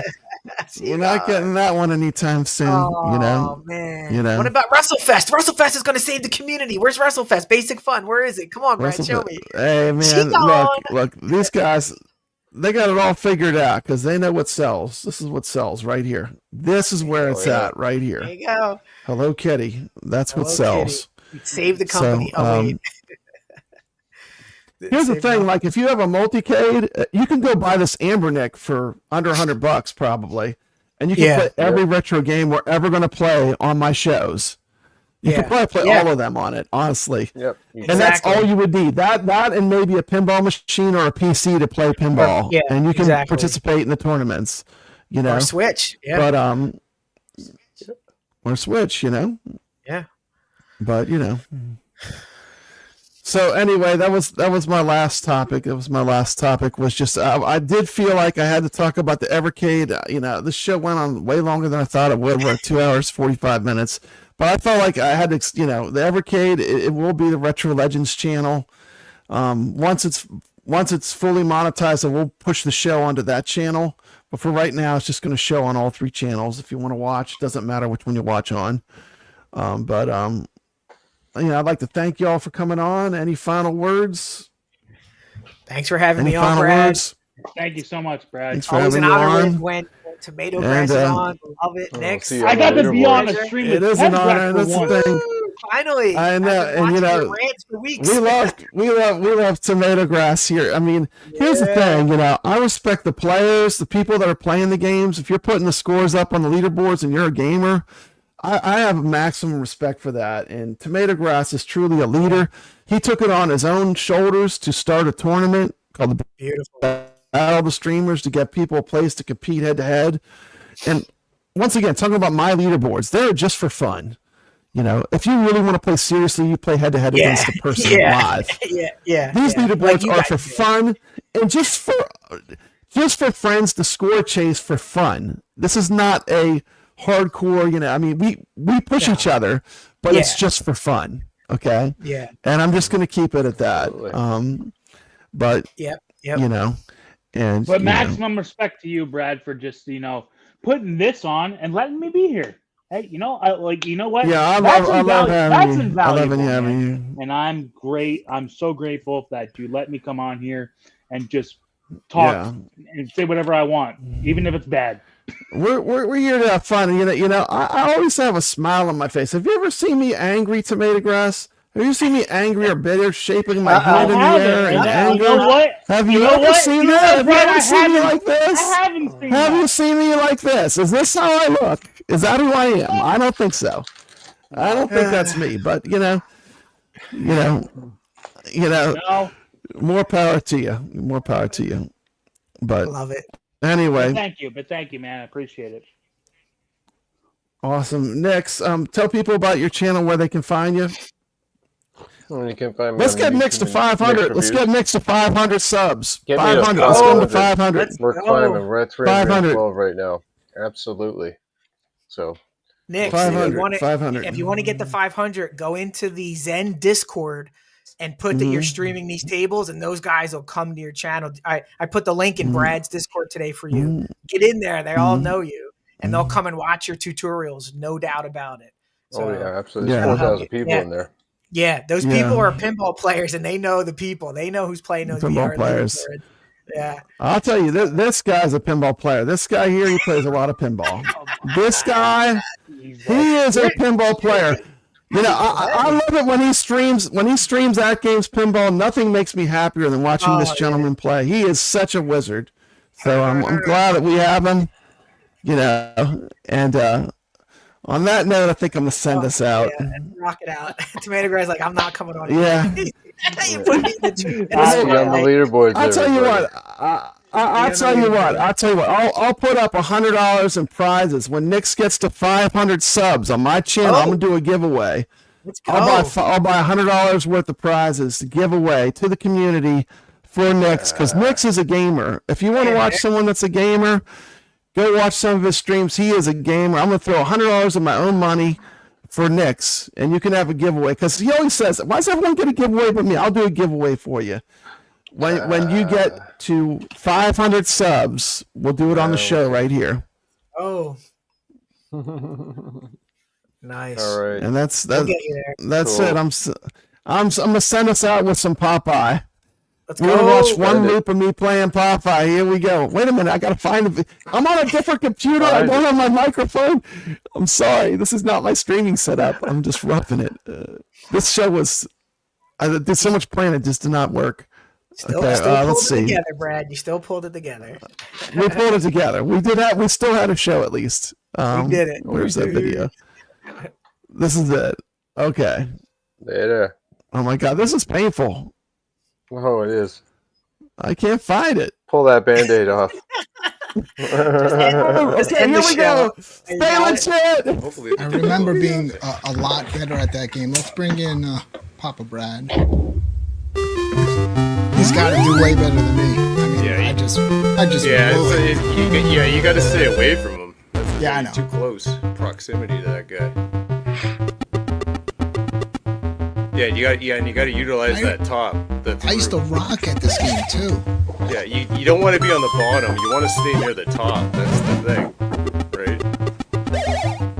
Which is exactly what Papa Brad's doing. He's staying at the top. Collect those hearts. The thing is, you can let the hearts get to the bottom, Brooklyn, but if they get into the water, that's when you run into trouble. So you want to try to collect them before they get into the water. So you have until they fall into the water. I almost collected no hearts. Yeah, because you have to stay away from him. And look, he got him. Oh, you should have punched that bottle. You could have got more points. Punch those bottles, yeah. But now he's gonna get down. Now you gotta get down. Now you gotta get down. We switched over the four-way. And now when you're underneath him, you don't want, because he does that. You don't want to be caught underneath him. And you don't have the pass-through, so you have to be strategic in how you get away from him when you get down that low.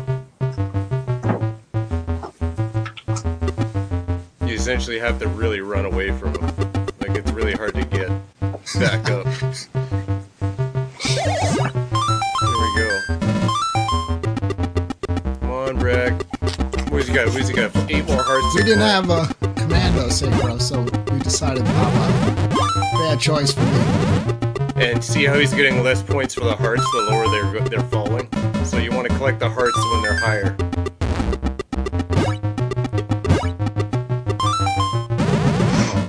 No. Okay. Good. Alright, you gotta get back down there, Brad.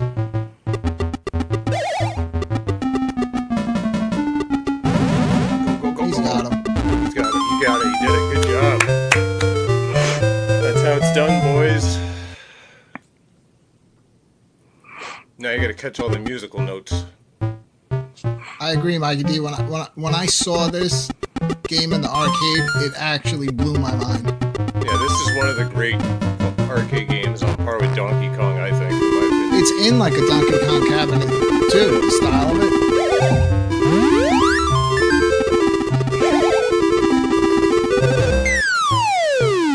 Yeah, when I first played this ever on like the Nintendo version of it, yeah, I fell in love with it.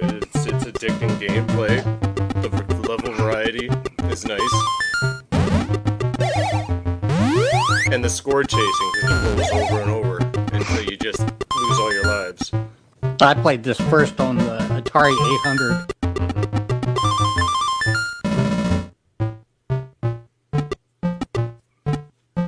This version looks really, really good, but the Nintendo version, they did a really good job on it, actually, in comparison. Yeah. Oh, run. Oh, you gotta get down there, Go. Run. Scoop. Oh, he did it. Wow. He did it. He was about to get hit with the bottle, too. He was.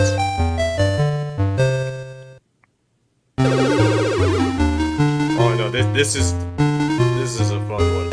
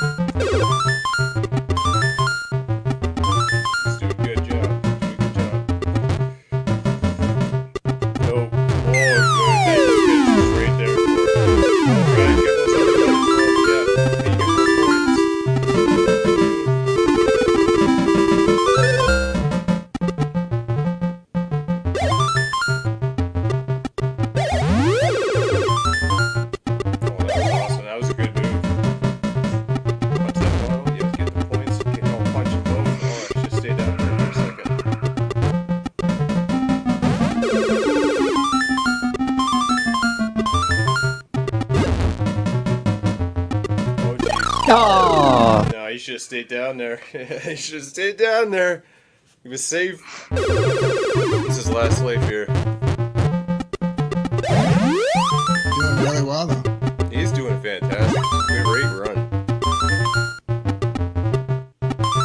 I hope I can do just as good just picking it up and playing it. I haven't played this game in a long time.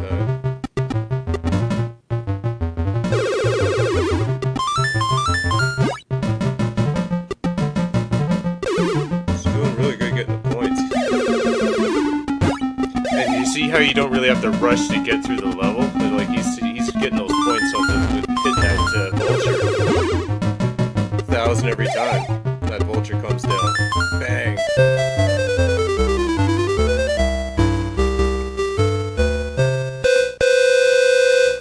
Now we roll over. Slight color variation. The house is different, and the staircase is a different color.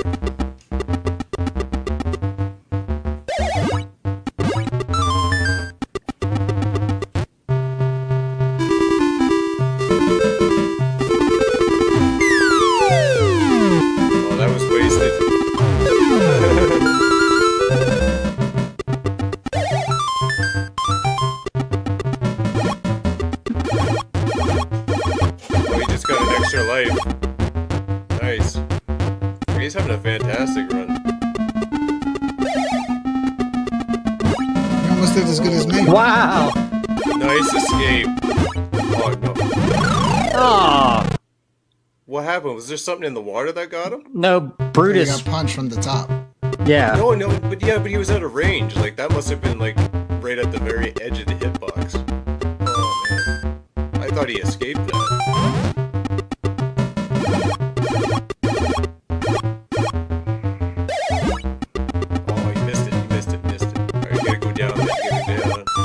Went down.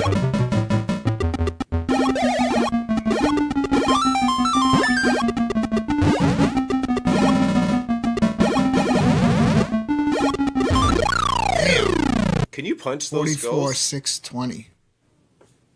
Good job, Brad. That could have been a saving grace if you could punch those skulls. That is the score to beat. Who wants to try to top I'll try. that? There you go. There was the gameplay of Popeye.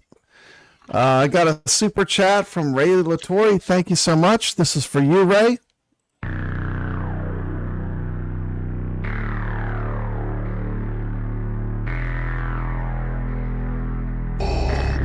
I want to know what happened to the plans they sent you. It's all those droids' fault. I'm so innocent and defenseless. Could you let me go? Send her to my chambers.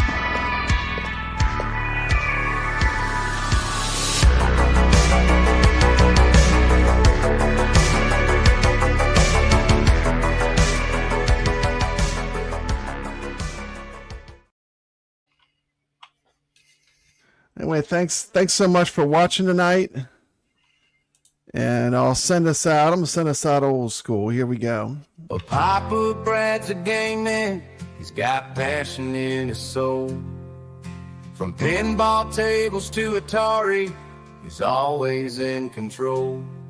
He's a master of retrogaming. The old school style's his thing.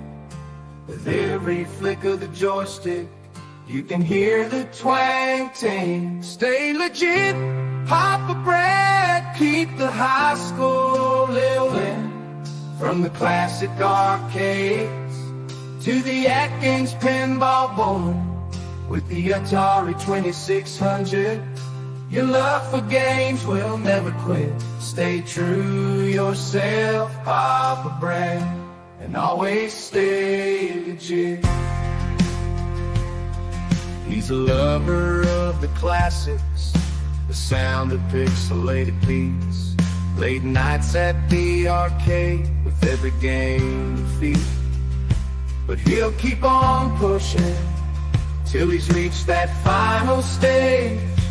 Papa Brad's the gaming legend. His passion never fades.